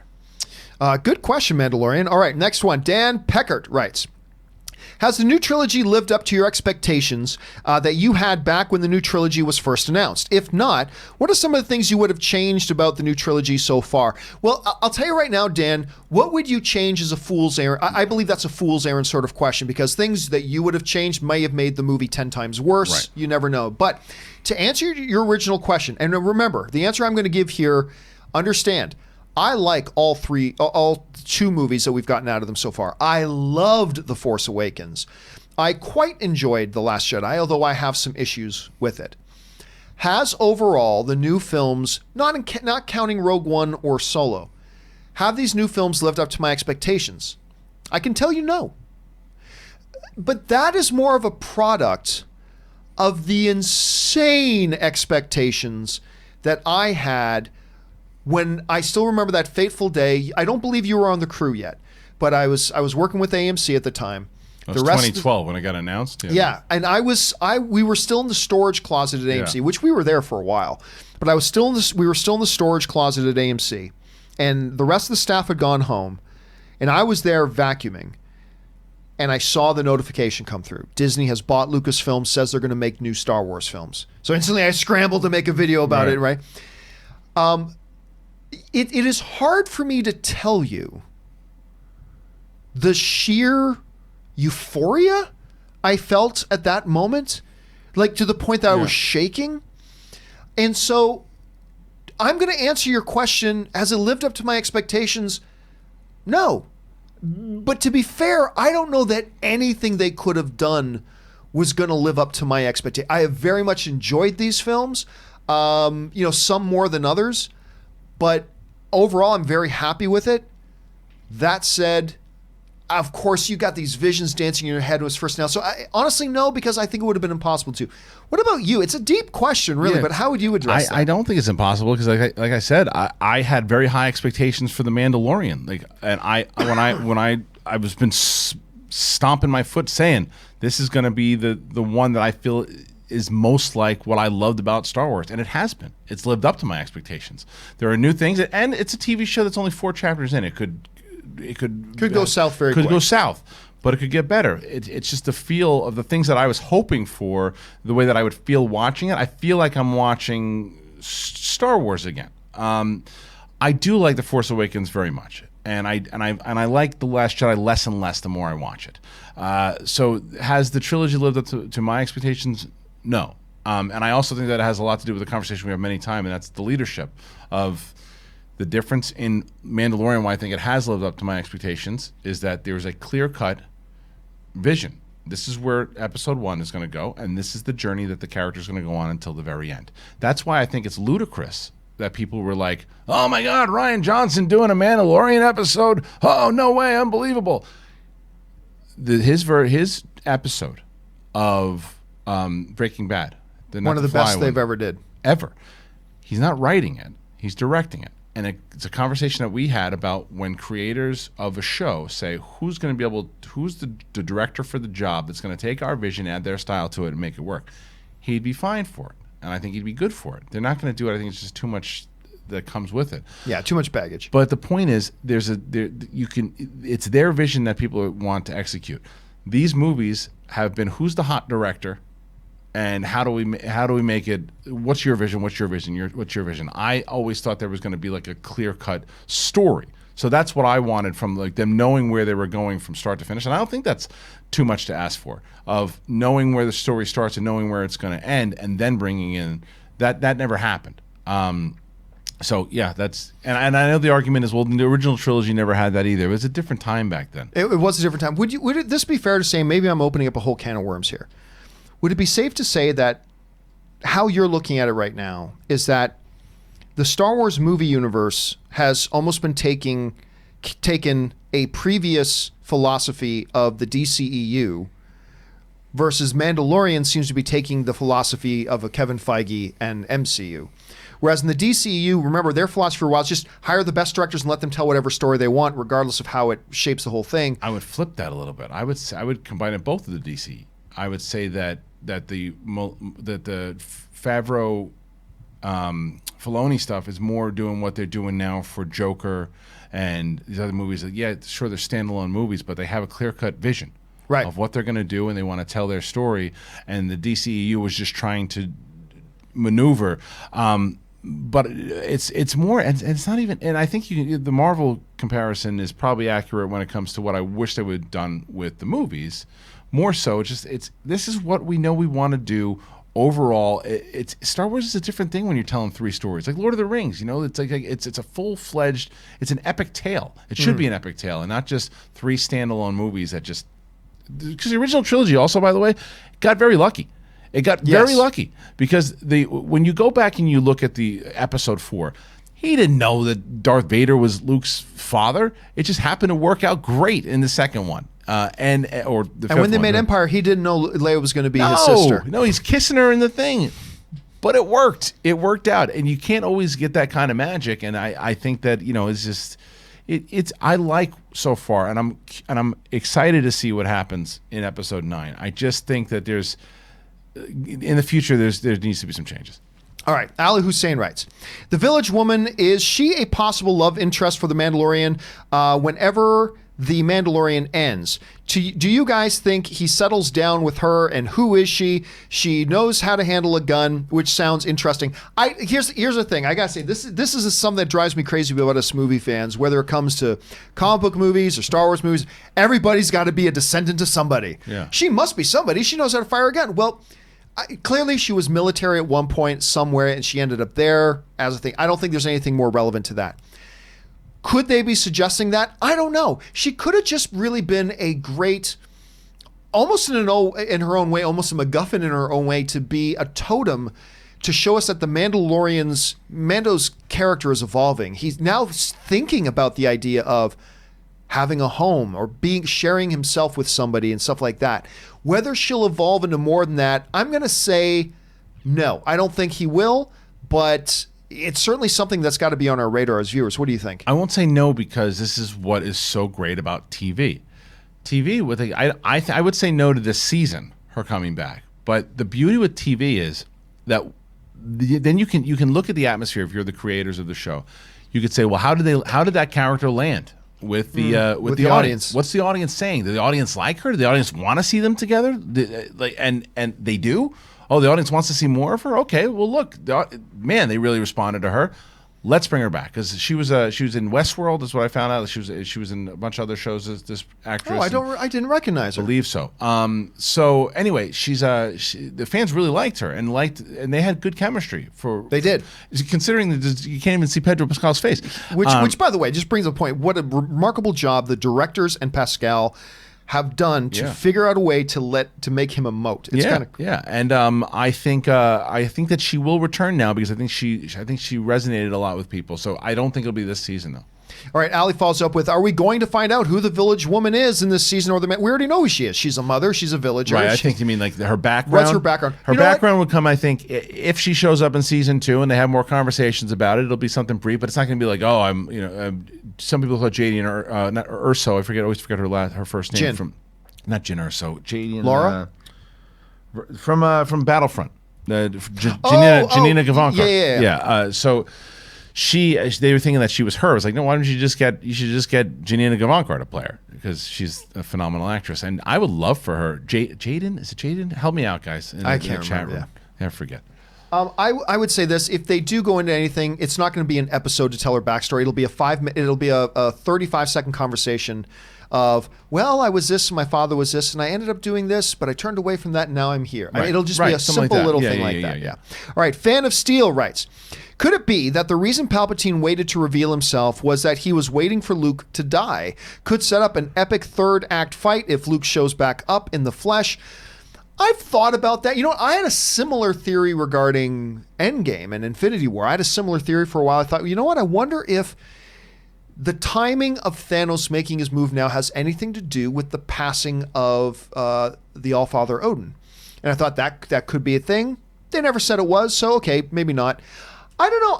I tend to just believe he's literally been licking his wounds and healing for decades. Yeah. I don't know if that's what they're going to do. Maybe it's a Luke thing, but I'm going to lean away from waiting for the death of Luke. What do you think? Yeah, and I don't think Luke's coming back because it would be too much of a blatant FU to Rian Johnson if he brings him back to the flesh. Oh, I would love for them to bring him back to the flesh. I just don't think they're going to do it though. And the other thing is, that my favorite character is Palpatine. Palpatine, yep. You and Ann both. I never want to see him lightsaber fight again. Ian McDiarmid is not a good lightsaber fighter. He's not a good swordsman. I mean, and when Yoda throws him over the chair. It's the drama of the fight. It's not the choreography. I love the scene. But he looks ridiculous fighting. Like he sticks his tongue out. We'll do. What do they do with Christopher? Which one? Why am I forgetting the actor's name? Christopher Lee. Where they just CGI'd his face onto another. I know. They could do that much better today than they did in the prequel era. I know, but I'd rather I don't think it's necessary to see him fight. He doesn't need the lightsaber fight again. And I agree, he doesn't need to. I would be lying if I say I wouldn't love seeing it. I love the scene. No. It's just so that scene.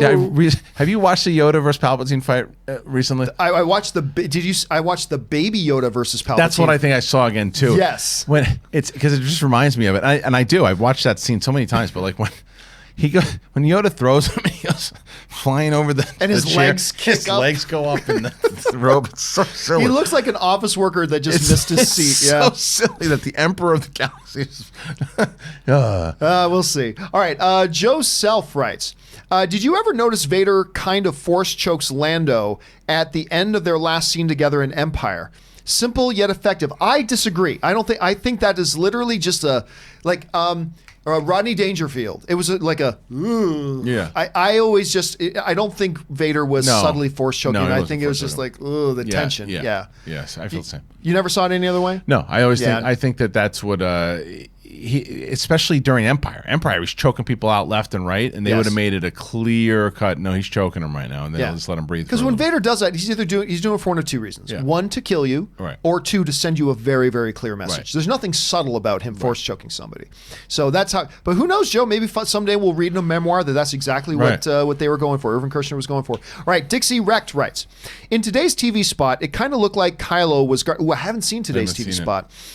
It kind of looked like Kylo was guarding Vader's mask. I'm wondering if Palpatine created his own Horcrux. There we go. Created his own Horcruxes, and Rey must destroy them, but Kylo wants to preserve them.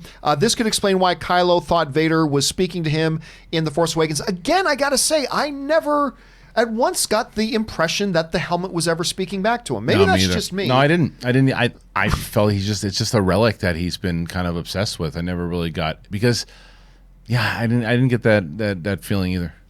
As far as the new TV spot, that I have not seen yet because I've been working all day, but that I got to check out. All right, thanks for that, Dixie. All right, Toby Thrawn writes, directors you'd like to see on Mandalorian Season 2 / future Star Wars series. Some ideas: David Nutter, Game of Thrones, Jonathan Nolan, Michelle McLaren, Sean Levy, Stranger Things, Ada Brieswitz, Westworld, Stranger Things, and more unlikely James Gunn, Scott Derrickson. I'm going to tell you what, Toby, I would rather them go the complete direction they've gone with Season 1, with bringing in people like Deborah Chow, bringing in people like Bryce Dallas Howard, bringing in people that just, they're going to have their written script. And you got to keep in mind, the role of the director in television is not nearly as significant as the role of the director in film. Because in film, that's the buck stops here person is the director. They have really fun, other than the producers and whatever. But for the most part, operationally, they have the final say of what goes on set.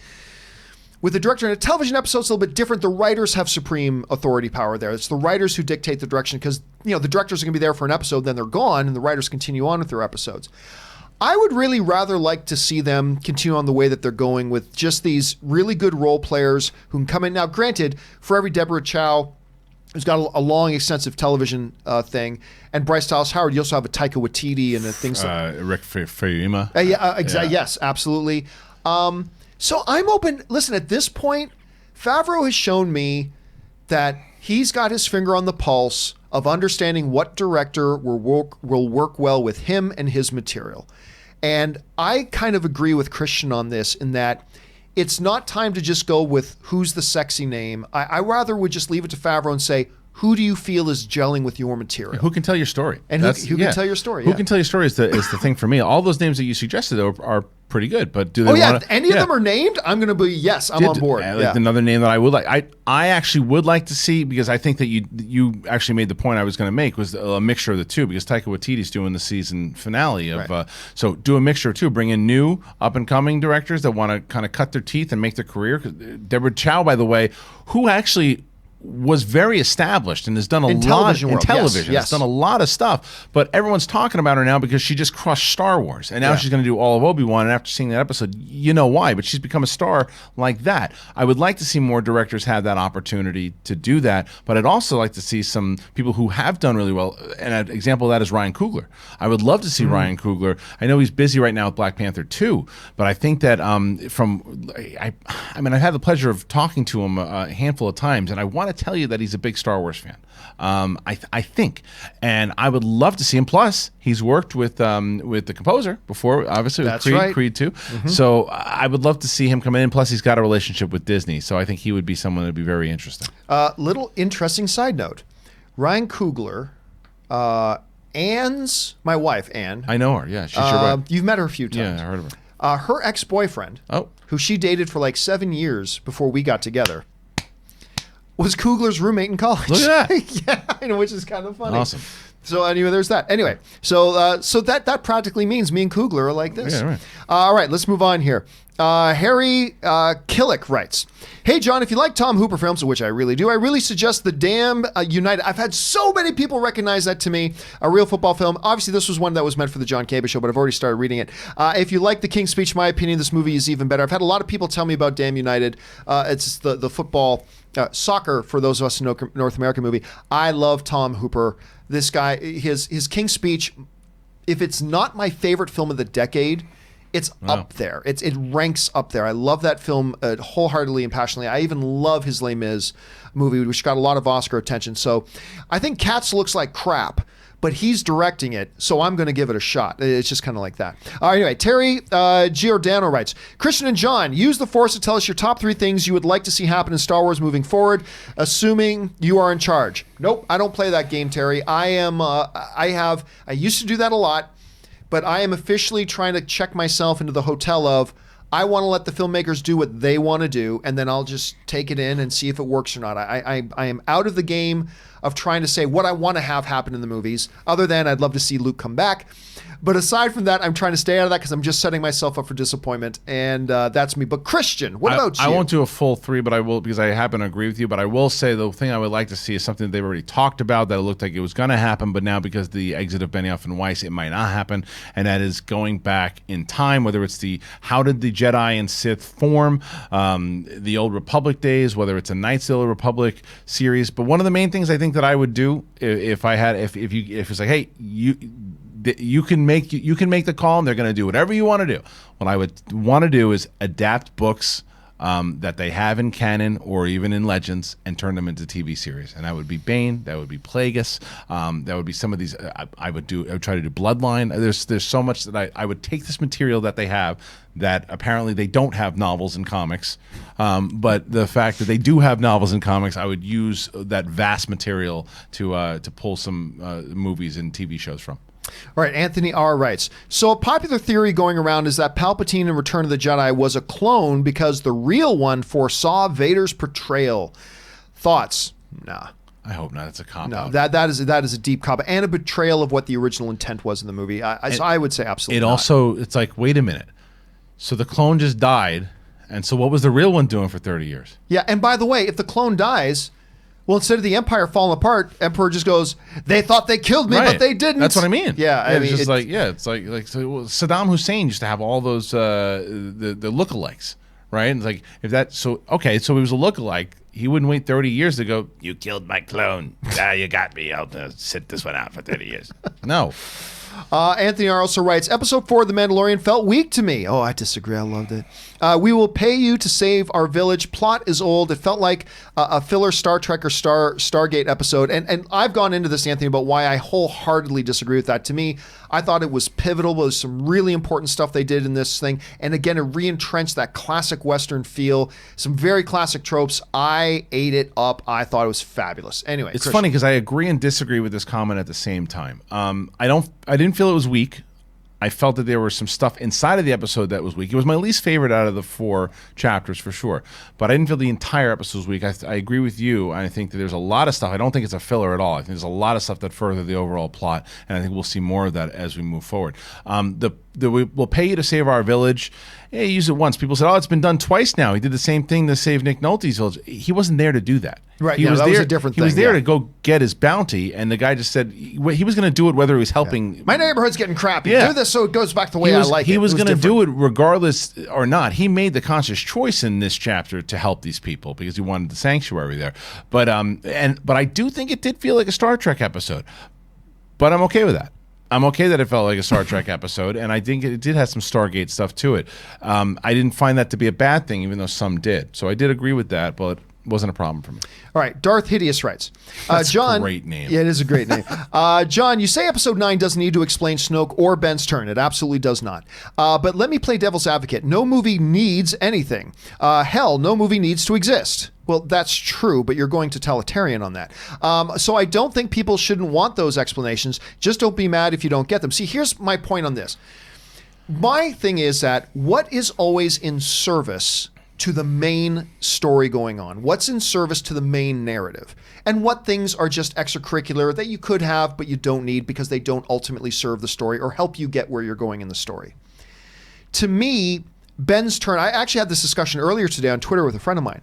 Ben's turn to the shark. We need to know, a friend of mine said, how Snoke convinced Kylo Ren to turn to the dark side. And my response was simply this: funny. We never needed to see in the original trilogy how Palpatine convinced Darth Vader to turn to the dark side, and we didn't miss it because the main story didn't require that information. All we knew was the Emperor turned a young pupil of mine to the dark side. That's all we needed to know. That's it. We didn't know how he needed him. Now, they decided to cover it in the prequels decades later. fine. But in the original trilogy, George Lucas understood that the main narrative wasn't going to be served by going back and telling that pointless bit of side story just so we can have a little bit of interesting trivia in the back of our heads. My other point when it comes to Snoke has always been, with the Emperor, and of course Snoke is the template of the Emperor in this one, we never knew shit about the Emperor. Right. We never knew anything about the Emperor in the original trilogy. We didn't know where he came from. We didn't know how he was a senator from Naboo that rose to power through deluge and political maneuvering. We didn't know any of that. You know why?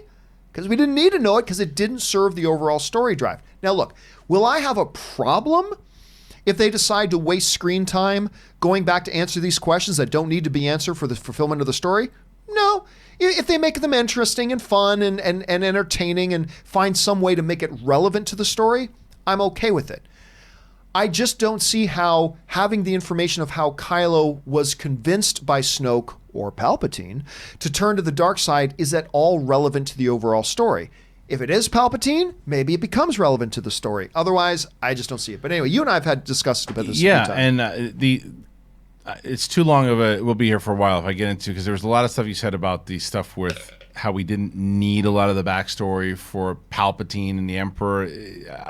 Again, I say there was a different time back then, and the lore of Star Wars was still being built. There was not all these expectations, and the fan base wasn't as thick, and the stuff that we wanted. And Ian McDiarmid in the original trilogy didn't even show up until Return of the Jedi for his first time. We didn't actually even see him as a real character until then. So we learned more about him. It's very similar to the Village Woman, that we learned so much and loved him so much that we wanted to learn more about him once it was over, because that was when the questions started to come. Well, who was the Emperor? What was he? We would have liked. I think a lot of people would have liked to learn a little bit more about him, but at the time of Return of the Jedi, concluded you didn't without need it. that information. You didn't need it at the time. Great. But I think because there's so much lore now, that it would be a little bit more of a reward to the story if we did find out a little bit more. If, going back to our conversation earlier in this show, what point does Palpatine show up? Right. If Palpatine shows up 15 minutes before the movie's over, and then they try to push in that Snoke stuff, then it's going to feel jammed in. If he's in the beginning of it and there's more story that's laying out how this whole master plan came to be, and that happens to be one of the snippets of why this plan came to be, I want it, because I think that it'll further the plot. But if it's going to be jammed in there, no, I don't want it if it's going to feel rushed and here's how forced. it could work. If, say, and it all depends, again, to me it's got to be don't waste screen time on things that aren't serving the main story. If you say in this movie, that say, I don't know, they do something that I'm not expecting, which is it was actually Palpatine the whole time that was really guiding Kylo towards the dark side. Okay, now we're talking about overall story ramifications. You throw in an opening to this movie, liken unto the open. You remember the opening scene of Lord of the Rings: The Two Towers? That the entire opening scene was a flashback scene of Gollum first coming across the ring. Right. They decide, because what happened Wasn't that the third one? Was it? Maybe it was the third one. I don't remember. It was either the third or the second one. Right, yeah. But one of the two, I thought it was the second, but you might be right. You might be right. That became germane to what happens later in the film, and so it became necessary for the direction they're taking the story. So you start episode 9. Star Wars doesn't do flashbacks, I understand this. But I'm saying you do something like this where all of a sudden starts telling the tale, but now we're seeing it from a completely different point of view, and that how Palpatine was actually guiding that.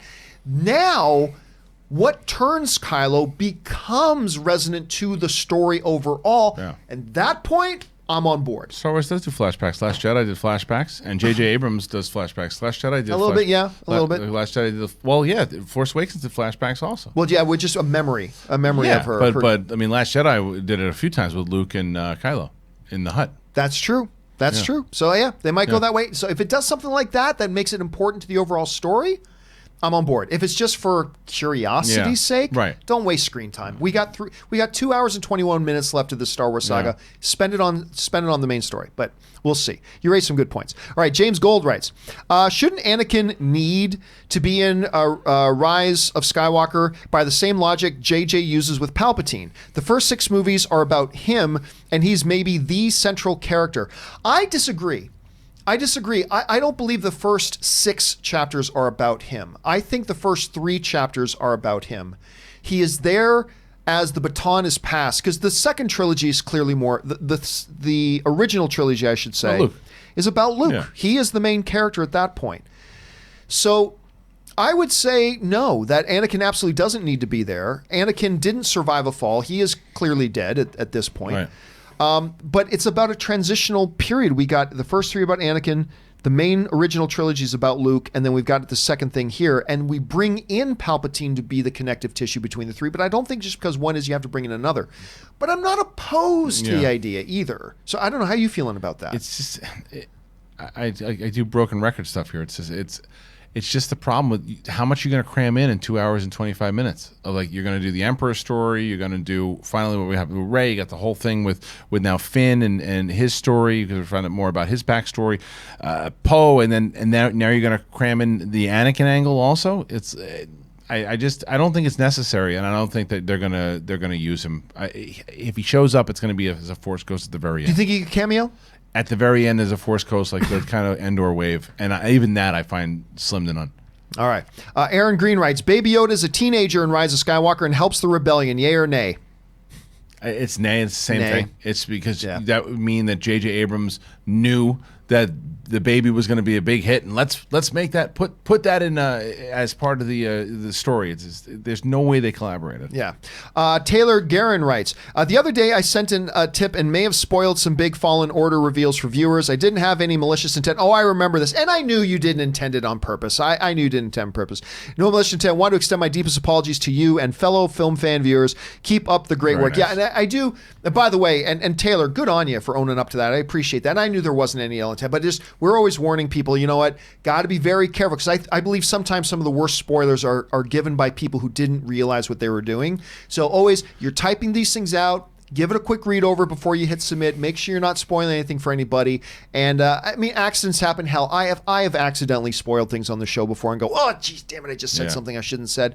It happens, but I know there wasn't malicious intent. So good on you, Taylor, though, for owning up to that. That's really big of you. All right, Nick Baskern.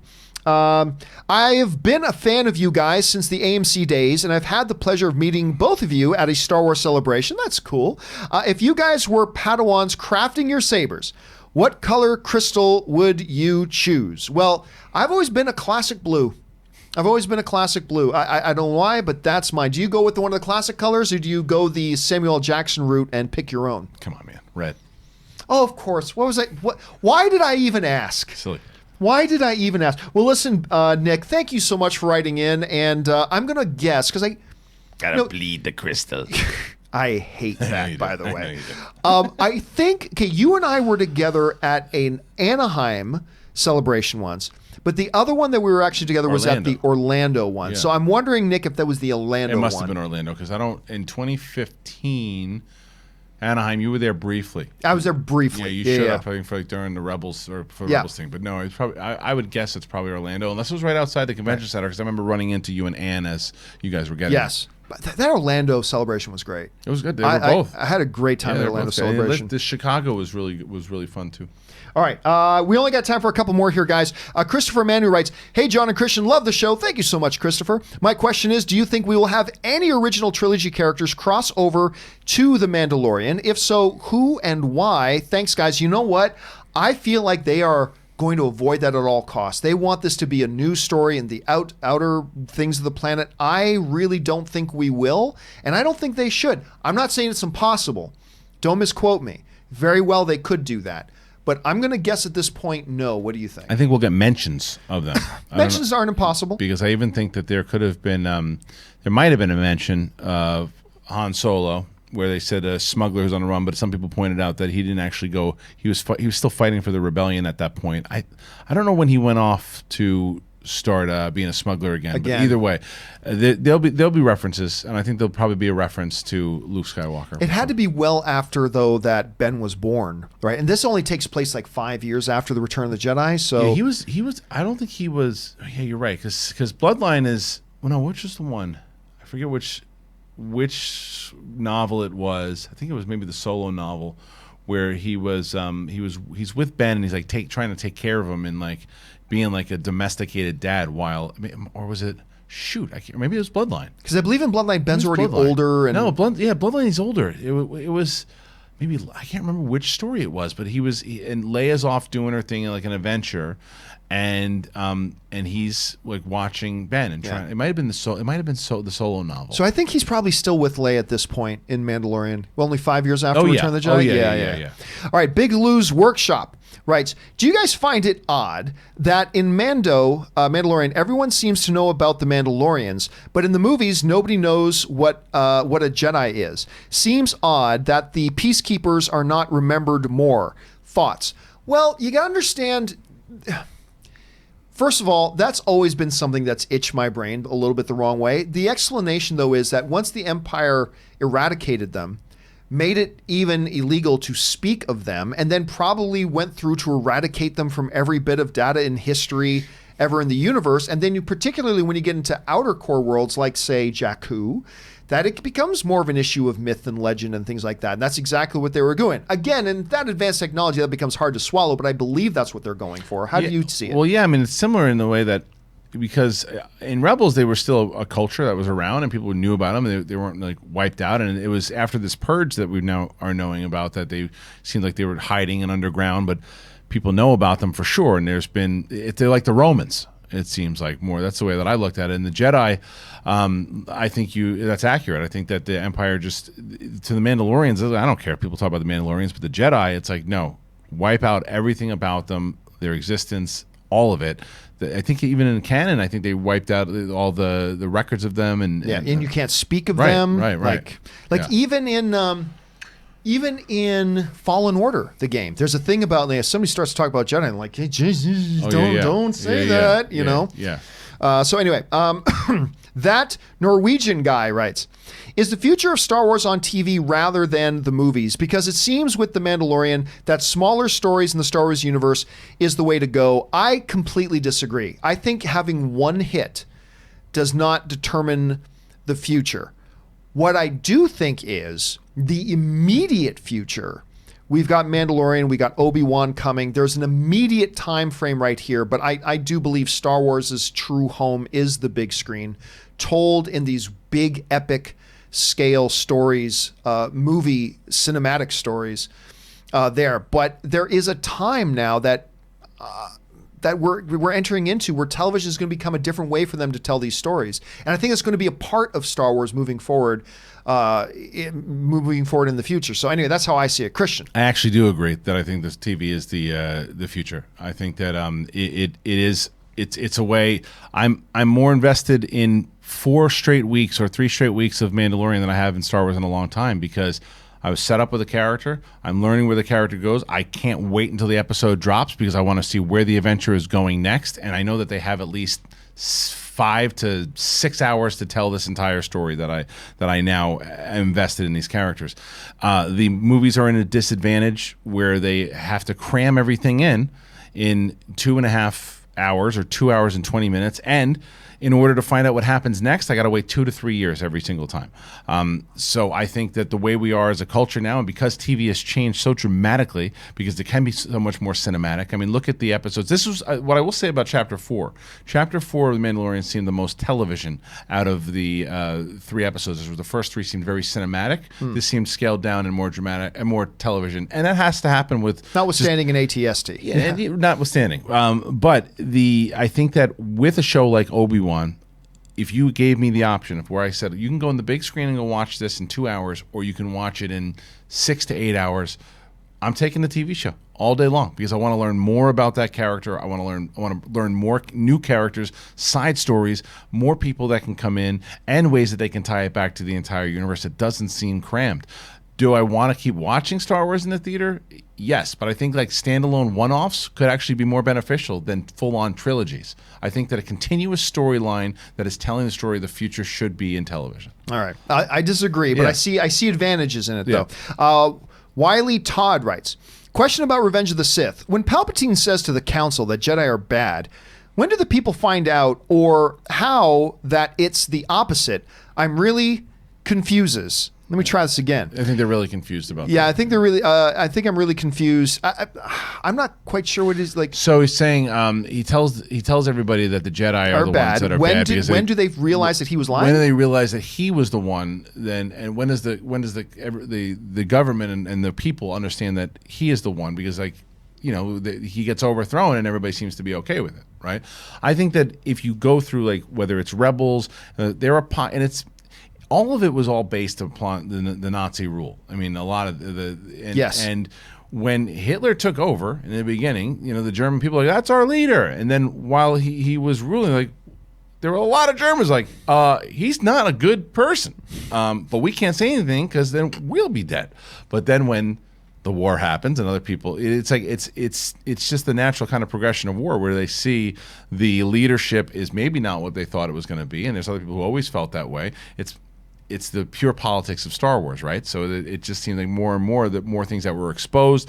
There were also things I think in canon that were shown that the Palpatine that they saw in holocrons was the Palpatine that he always was as a actual, not burnt and not scarred and all that stuff. So they never showed him to the people. They didn't get that guy. They got a propaganda version of him. All right. Urban Excursion writes, went to the Rise of Skywalker test screening and I saw the Uwe Boll cut. That would have been entertaining. Yeah. Let me tell you something, by the way. I've met Uwe Boll. And I can honestly tell you, he is a fun guy to hang around. He actually really is. And he is an incredible storyteller. I don't mean he tells good movies. Right. But he's an incredible storyteller. Got to do something because he kept working for a long time. When he made this, which movie was it that he did? A bad video game movie. In the Name of the King, Dungeon Siege, in the Name of the King. I was there at a screening in Toronto with him, and I got a chance to meet with him in his hotel room about an hour before the thing started. And we sat down, we started talking. And he tells this great story about Michael Madsen. I might have told you the story before, but it's one of the most hilarious things. It's like, was particularly challenging working on this particular movie. Michael Madsen. Never work with him again. Every day drunk. Yeah. I tell you, Michael, you are working with a sword today. Do not come in drunk. And he comes drunk. Every day drunk. It's like, and just the way he tells the story. Yeah. Then he got on stage at the screening. He was absolutely hilarious, I got to say. All right, Chris Parker sends in a really large super chat. Thank you so much for that, Chris. Anyway, Chris writes, I think the end of Rise of Skywalker was hinted that, sorry, let me try that again. I think end of Rise of Skywalker was hinted in that Force Awakens. In Force Awakens, Kylo says to his grandfather, I will finish what you started.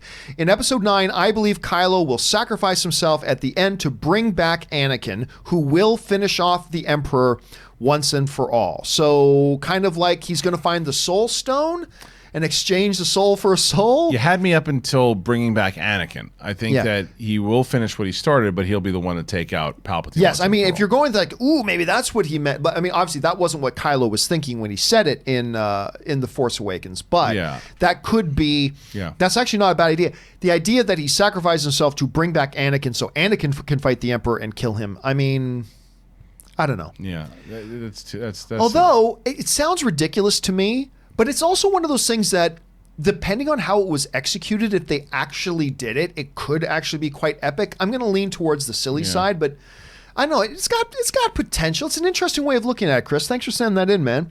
All right. Starkiller writes, prediction. Rise of Skywalker ends with Anakin waking up from the bed, walks to the bathroom, opens up the shower, and Padme is there and says good morning, and the credits roll, or they can always end it with a fucking cut to black looking at UHBO. Of course, this is a reference to the way one of the all-time greatest television shows ever, The Sopranos, ended, which ended with no answer, just the screen going to black, which I actually thought was an answer, but at any rate. It was all a dream, Kristian. It was all just a bad dream. Right. What do you think? Interesting, but big pass? Big pass on that? All right. Michael Shepis writes, over under 10 minutes of screen time for Luke in episode 9. Ooh, I'm gonna... 10's right around that time. You know what? Yesterday, 2 days ago, I say under. And I believe it's going to be close. Today, I'm going to say over. Just because he's featured a little bit more on that IMAX poster that just came out. Like, he's very big presence on that poster. So I'm going to go over, but I believe it's going to be close. If you put it at 12.5, I would go under. but I'd say right around that time. So slight over. Yeah, I'm going to take the slight over on it Slight too. over. Lawrence writes, how do you guys feel about Death Troopers book? I didn't read the Death Troopers book. I didn't either. Yep, so I can't reference that. Sorry about that, Lawrence. Mr. Hardy Cooper writes, one of two. Hey, John and Kristian.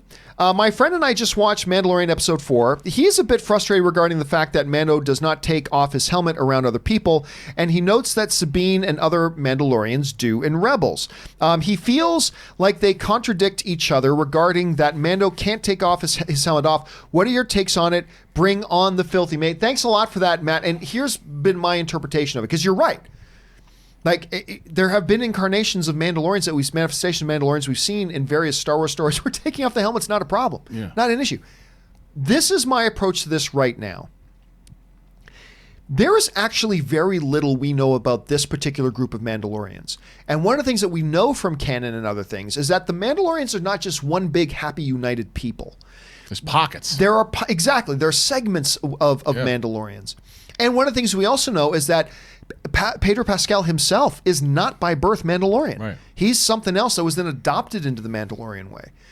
So I think there is much we need to learn about this. And now, whether it's Death Watch or whatever, there's much we need to learn about this particular sect of Mandalorians that may have a slightly different code than others. So that's how I've interpreted it right now. How have you been looking at it? Well, there's a lot of other things. The first is, I agree actually with everything you just said.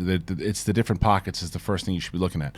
The other thing is we don't know the kind of rules that have been set since Return of the Jedi. The stuff that you're talking about Rebels was before and during that, like how much of the culture has changed? Were those rules put in place afterwards? So we don't know that. The other thing is Sabine was sent away from. She was kicked out of the. She's exiled. She was exiled from the Mandalorians while she was showing everybody her face and doing that. But I think that there's more to it. I think that the other thing that you have to also realize, what you should tell your friend is, I would be nervous if all these rules were by a different showrunner and people who'd never even known about this. They're not even paying attention to Rebels. The other showrunner is the creator of Rebels, so he's very aware of the Mandalorian lore. John Favreau also very aware of the Mandalorian lore. There's no chance that they're not going to explain this and figure it out, because they know that these questions are out there, and it's come up many times. Filoni's definitely heard it, and he'll address it. All right, Spencer S. writes, with the release of the most recent poster for Episode 9, we got our first look at Luke with his image of Luke.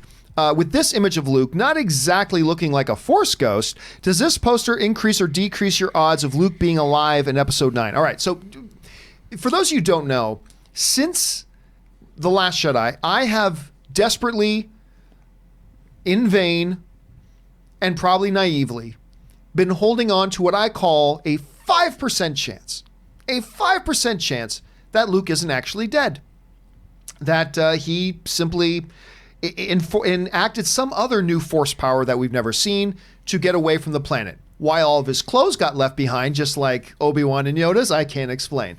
95% chance he's just dead. But that said, when you look at that poster, though, what would he look like as a Force ghost? I mean, it's a very, I'm not going to say abstract, but it's a very representative poster. So I don't know that he would look any different, even if they are trying to represent him as a Force ghost or not. So I'm going to say I'm still sitting on my completely naive 5% that he might still be there. Does this poster do anything to move your needle? I haven't seen the poster, actually. I haven't looked at it. Oh, really? No, but I think that they're not going to show him as a Force ghost, I think, because they want to have that little air of mystery in there too. But the way that they certainly seem that they're posing it from the trailers and everything else too is, and I think he even slipped once and said, when they asked him about how he can return, he talked about the Force ghost stuff, that he pretty much confirmed that it was a Force ghost. So I just don't, I just think there'd be too much. It's too much of a headache if they brought him back, of all the stuff of what it would mean for how much attention JJ paid to Last Jedi at all. If you bring him back, it's like, nah, he's not dead. Oh yeah, and Rey's parents. No, here you go. It's like just negating everything that was set up. By the way, let's see if I can bring this up here. There we go. So there's the new IMAX poster. I did see this. I saw this. Yeah, and then that's right. And Yeah, I don't know that it moves the needle at all, to be honest with you. Really. So I'm still sitting on the 5% on that, which is even 5% is probably just being naive. Yeah. All right, let's see here. Commander Dameron Squadron writes, I like that, writes, Kathleen Kennedy said they hear the fans. Should she say more things like this to calm people and decrease the amount of outrage videos? My schlong is big. That's a SCN Live reference. What do you think? If his schlong is big, I don't know. No, I don't even open that can of worms because I don't know how. Is it PR? Is it legit? Like, don't just. I'm telling you, I think that just make these movies. Don't worry about addressing hearing the fans because I don't know. We'll see, because that's the other thing is if you say you hear the fans and then there's stuff in this movie that people are like, you clearly don't. You're putting your foot in your mouth. It's like I don't think she needs to say that at all. And besides, here's the big problem. And I take to task whenever people write into me, do you think they should listen to the fans and do this? I always say this, time out. Who are the fans? You think you're the fans?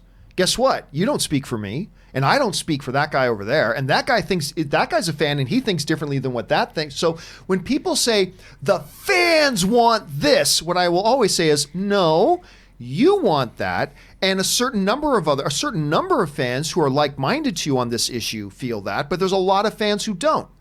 So don't say the fans want when really what you're saying is me and those who agree with me want. So when she says we hear the fans, I agree with you. Why open that can of worms? Why go there at all? It's a no-win proposition. Yeah. There is no coming out the other side from saying something like that. Because as far as stopping the outrage videos, for as many outrage videos, there are a lot of videos that are positive also. And it's like the thing that they have to do is that they have to listen to. It's a majority though, because the thing I think that every business, especially in entertainment, obviously, is when you're listening to fan bases, you want to know what people like, and you want to know what the fans are talking about and what we just mentioned on Mandalorian, right? When you have if those people are talking about a certain storyline, what's the overall majority seem like out there? So you do want to pay attention to the majority, but I think there should be, if you're going to say that about the fans, what specifically do you mean? We listen to the fans, about what? In general or about certain things? What criticisms did the majority of fans that you saw, Kathleen Kennedy that is, that made you realize, no, we should listen to them about this? What's the example? That's what I'd be curious about. All right, Ace of Fury X writes, look at how in every trailer and TV spots included today, Rey is always the aggressor, always striking first, not Kylo in any scene. Thoughts? I'll be honest with you, Ace, that's an interesting observation. It's not something I've noticed.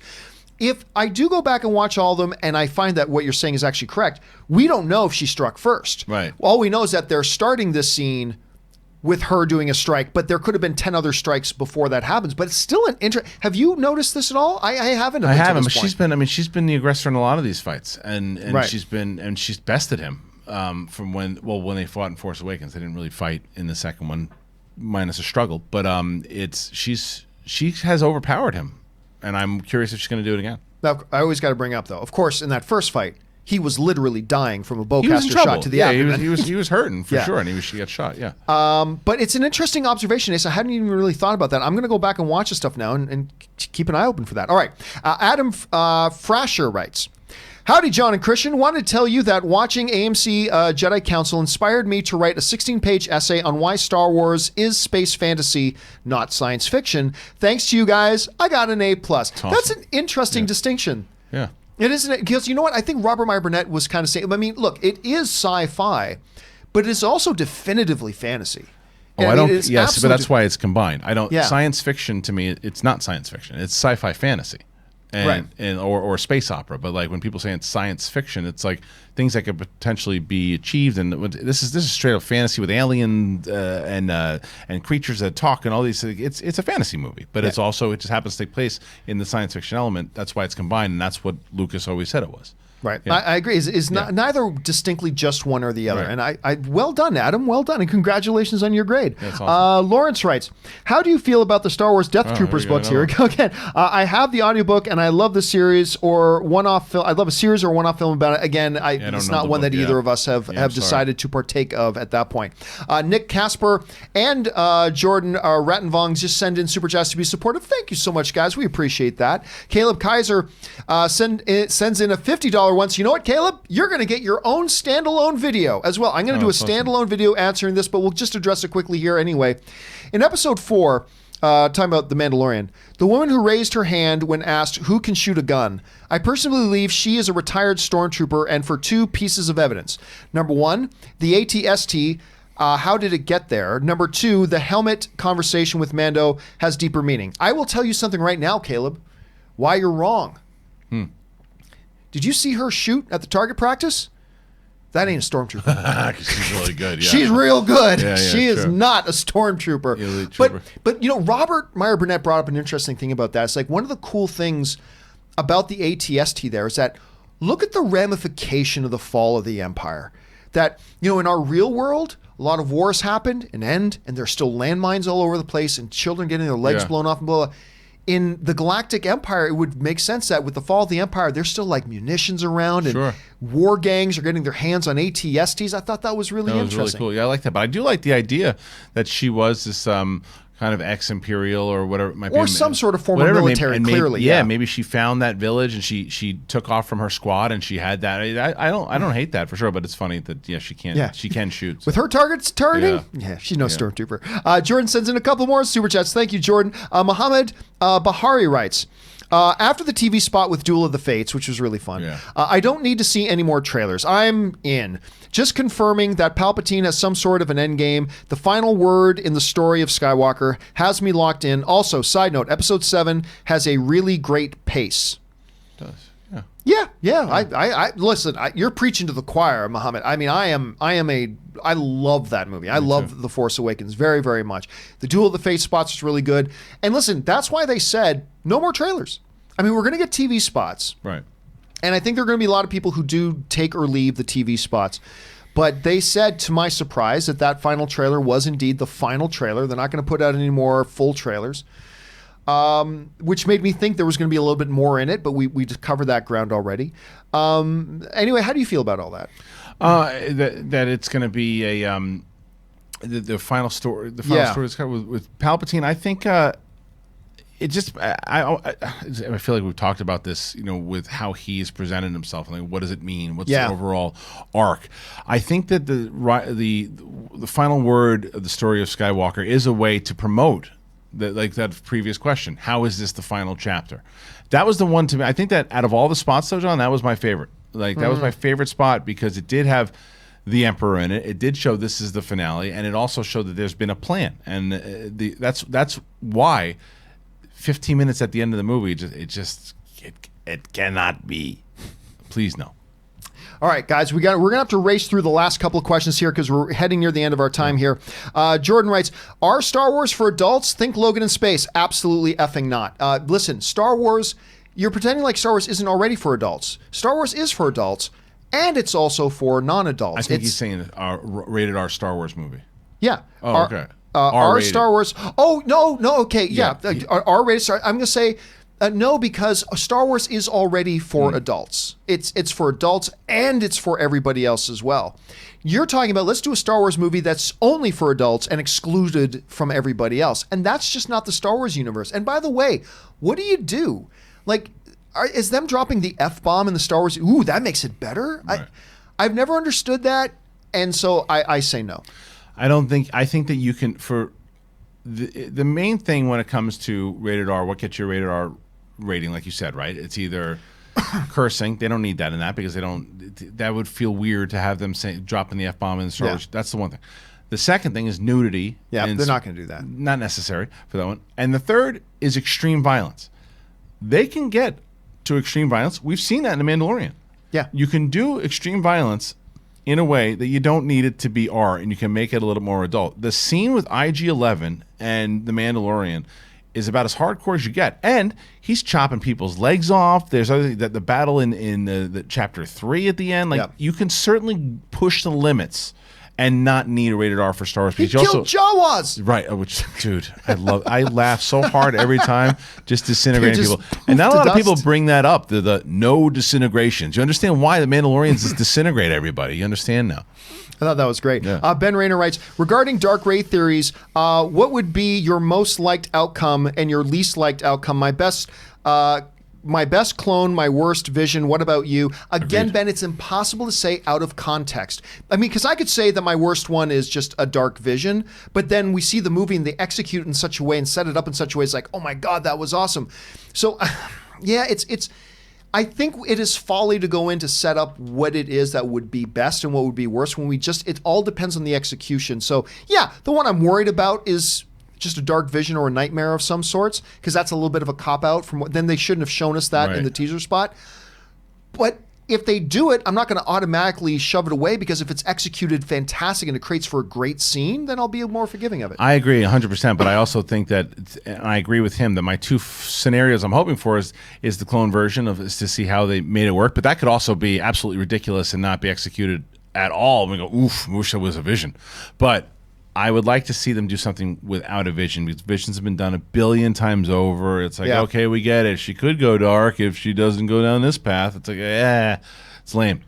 All right, Richard Gabor writes, do you guys think there is a chance it's Pre Vizsla who saves Mando? Favreau did the voice in Clone Wars, so I think that would be a cool nod. Well, it's not Pre Vizsla, it's his cousin. Yes, that's what they already said. If you look at it, he's credited as something else Vizsla. Something Vizsla, yeah. Yeah, and then I forget where it is. It might have been on Wikipedia that they actually said it plays his cousin. I thought that Pre Vizsla didn't Pre Vizsla eat it in Clone. Maybe not. Oh God, now I can't remember. I don't remember, but either way, it's not Pre Vizsla. It's his. Yeah, they've already established that. And it wasn't Favreau in the costume; it was his voice, though. Oh, really? See, I thought it was Favreau in the costume. I don't know where I saw that, but I saw it somewhere that said it wasn't him. It wasn't him in the costume. Okay, I just assumed it kind of was. Kayla Hartman writes, do you think that The Rise of Skywalker will break any records when it comes out? Exceptional human beings. Both of you, keep it up. Well, thank you so much for that. I appreciate that. Listen, there are a lot of different records. Yeah. Now, will it break the big ones? Opening weekend box office record. The big one? No. It's not hitting 300 million opening weekend. Is that what Avengers Endgame did? I think it was like, yeah. I mean, it's just no chance. Inconceivable. It's nuts. Could it set records for like biggest Star Wars opening on a Monday? Yeah, there are a lot of sub records that it could break. None of the big ones, though. But the big ones, I don't see. And by the way, it don't need to. No. It doesn't need to. This thing makes 170 million, 145 million, whatever. It's off to a great start. So we'll see how it goes. Anthony Nugent writes, first time I've watched Campea in a while. No bad reasons for not listening, just fell off. Glad to see the two of you together again. Well, thank you so much, Anthony. It's good to have you back, and it's always good to have Kristian here as well. Yeah, Anthony's a big supporter on SCN Live, so thanks for coming on over, Anthony. That's awesome. Thank you, Anthony. Jordan Randberg writes, meant to say rated R Star Wars. No, we got you. We got you. Again, I don't think it's necessary by any stretch of the imagination. It's just, it's like what? I mean, it's the same scene, only in this scene, the girl is showing her 4 boobs. Right. Like Total Recall style. Does it add anything? I don't think so. Hogan Disciple writes, with Dave Filoni writing and director Chapter 5 of Mandalorian, do you think we'll see a big reveal or connective tissue to Rebels or the Clone Wars? I do. Really? Yeah, I think there's going to be some kind of reference for sure, and there's going to be. He picks episodes for a reason, I'm sure too. He set us into this journey, and now we get into 5 because we got Filoni for 5. Who's number 6? I can't remember. And then Chow is 7, and then Taika is 8. I think that's 8, right? I thought there was 8, not 7. But anyway, either way, we have. Do you know how many episodes there were? Because when you asked me that before, it's either 7 or 8. I can't remember off the top of my head. I was so sure that it was 8, and then after has Carrie done his yet?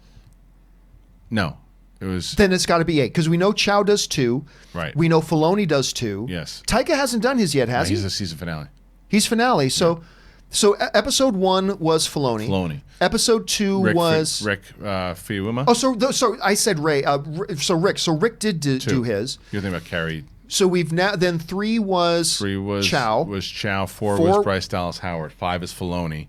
So Chow's got one more, and then Taika's got one. Yes, I don't and know. Filoni's got one more. We already said Filoni. Did we say Filoni twice? Yeah. So then it's going to be 7. it's only 7. I mean, I might be wrong. I'd have to look it up. I'm just too lazy to We have to look it up. right now. Either way. So I do think we'll see some kind of reveal and a tie-in to Rebels some way or another. All right, guys. Unfortunately, this is the final question of the day. We've already gone over time, but do not worry, guys. There's only a few questions left after this, so don't worry. I will address the rest of the questions in a companion video a little bit later. All your questions that you sent in are going to get answered in a video. You're just going to have to wait a day or two, but I will get to them. Last one is from JJ is Dumb, who writes, tell us how you feel. I was at the Rise of Skywalker test screening. People were walking out until Lucas gathered an angry mob who beat JJ with sticks. He then put on the Lucas cut and everybody clapped. It's true. You can trust me. I'm not biased. No, your name doesn't say it's biased at all. And then he gathered a mob who beat JJ with sticks. And then he put on the Lucas cut and everybody clapped. Yeah. Oh, I love it. That's a great one to end on. Thank you so much for sending that in. That's kind of made my day. All right, guys, listen. That'll do it for this week's installment of Dark Side, Light Side. Thank you guys so much for being here and being a part of it. Of course, want to thank Kristian Harloff as well. And Kristian, where can people follow you and your SEN network? Please head on over to my YouTube channel, which is youtube.com/The Schmodown. We have our daily show, the SEN Live. We have our movie trivia Schmodown show that airs every Thursday and Friday. We're in the height of tournament season. This Saturday, by the way, if you're in Los Angeles, please come and check us out. LATC, downtown LA, the Schmodown Spectacular. It's our WrestleMania. We're doing a whole big meet and greet, a fan expo, theschmodownlive.com. Please come and check us out. And by the way, I wanted to mention this too. So we just crossed 200,000 subscribers, so thank you to everybody. But we're approaching, within the next couple of weeks, we're going to be crossing the 100 million views mark of the John Campea YouTube channel. Big thank you to everybody who's been a part of that. So we're going to commemorate the evening. If you live in or around the Los Angeles area, I want to point this out because Kristian Harloff's going to be there. We're got a little thing called An Evening with John Campea, 100 million views of an absolute nobody. We're going to be doing that on Tuesday, December 17th, just before the release, although I will have seen Star Wars already by that point, but just before the release of Star Wars, The Rise of Skywalker. It's going to be held in Burbank at the Victory Theater Center. Guys, you can look, you can see there's a link right there that you can take and you can find and get tickets there. I think we're down to the last 30 tickets, so you can guys go over there and grab that, and it'd be a great chance to meet you, take some pictures. We're going to tell some stories. Anyway, we hope to see you guys there. Anyway, guys, that will do it for now for this installment of Dark Side, Light Side. Thanks a lot for being here. My name is John Campea, guys, and until next time, this is the way.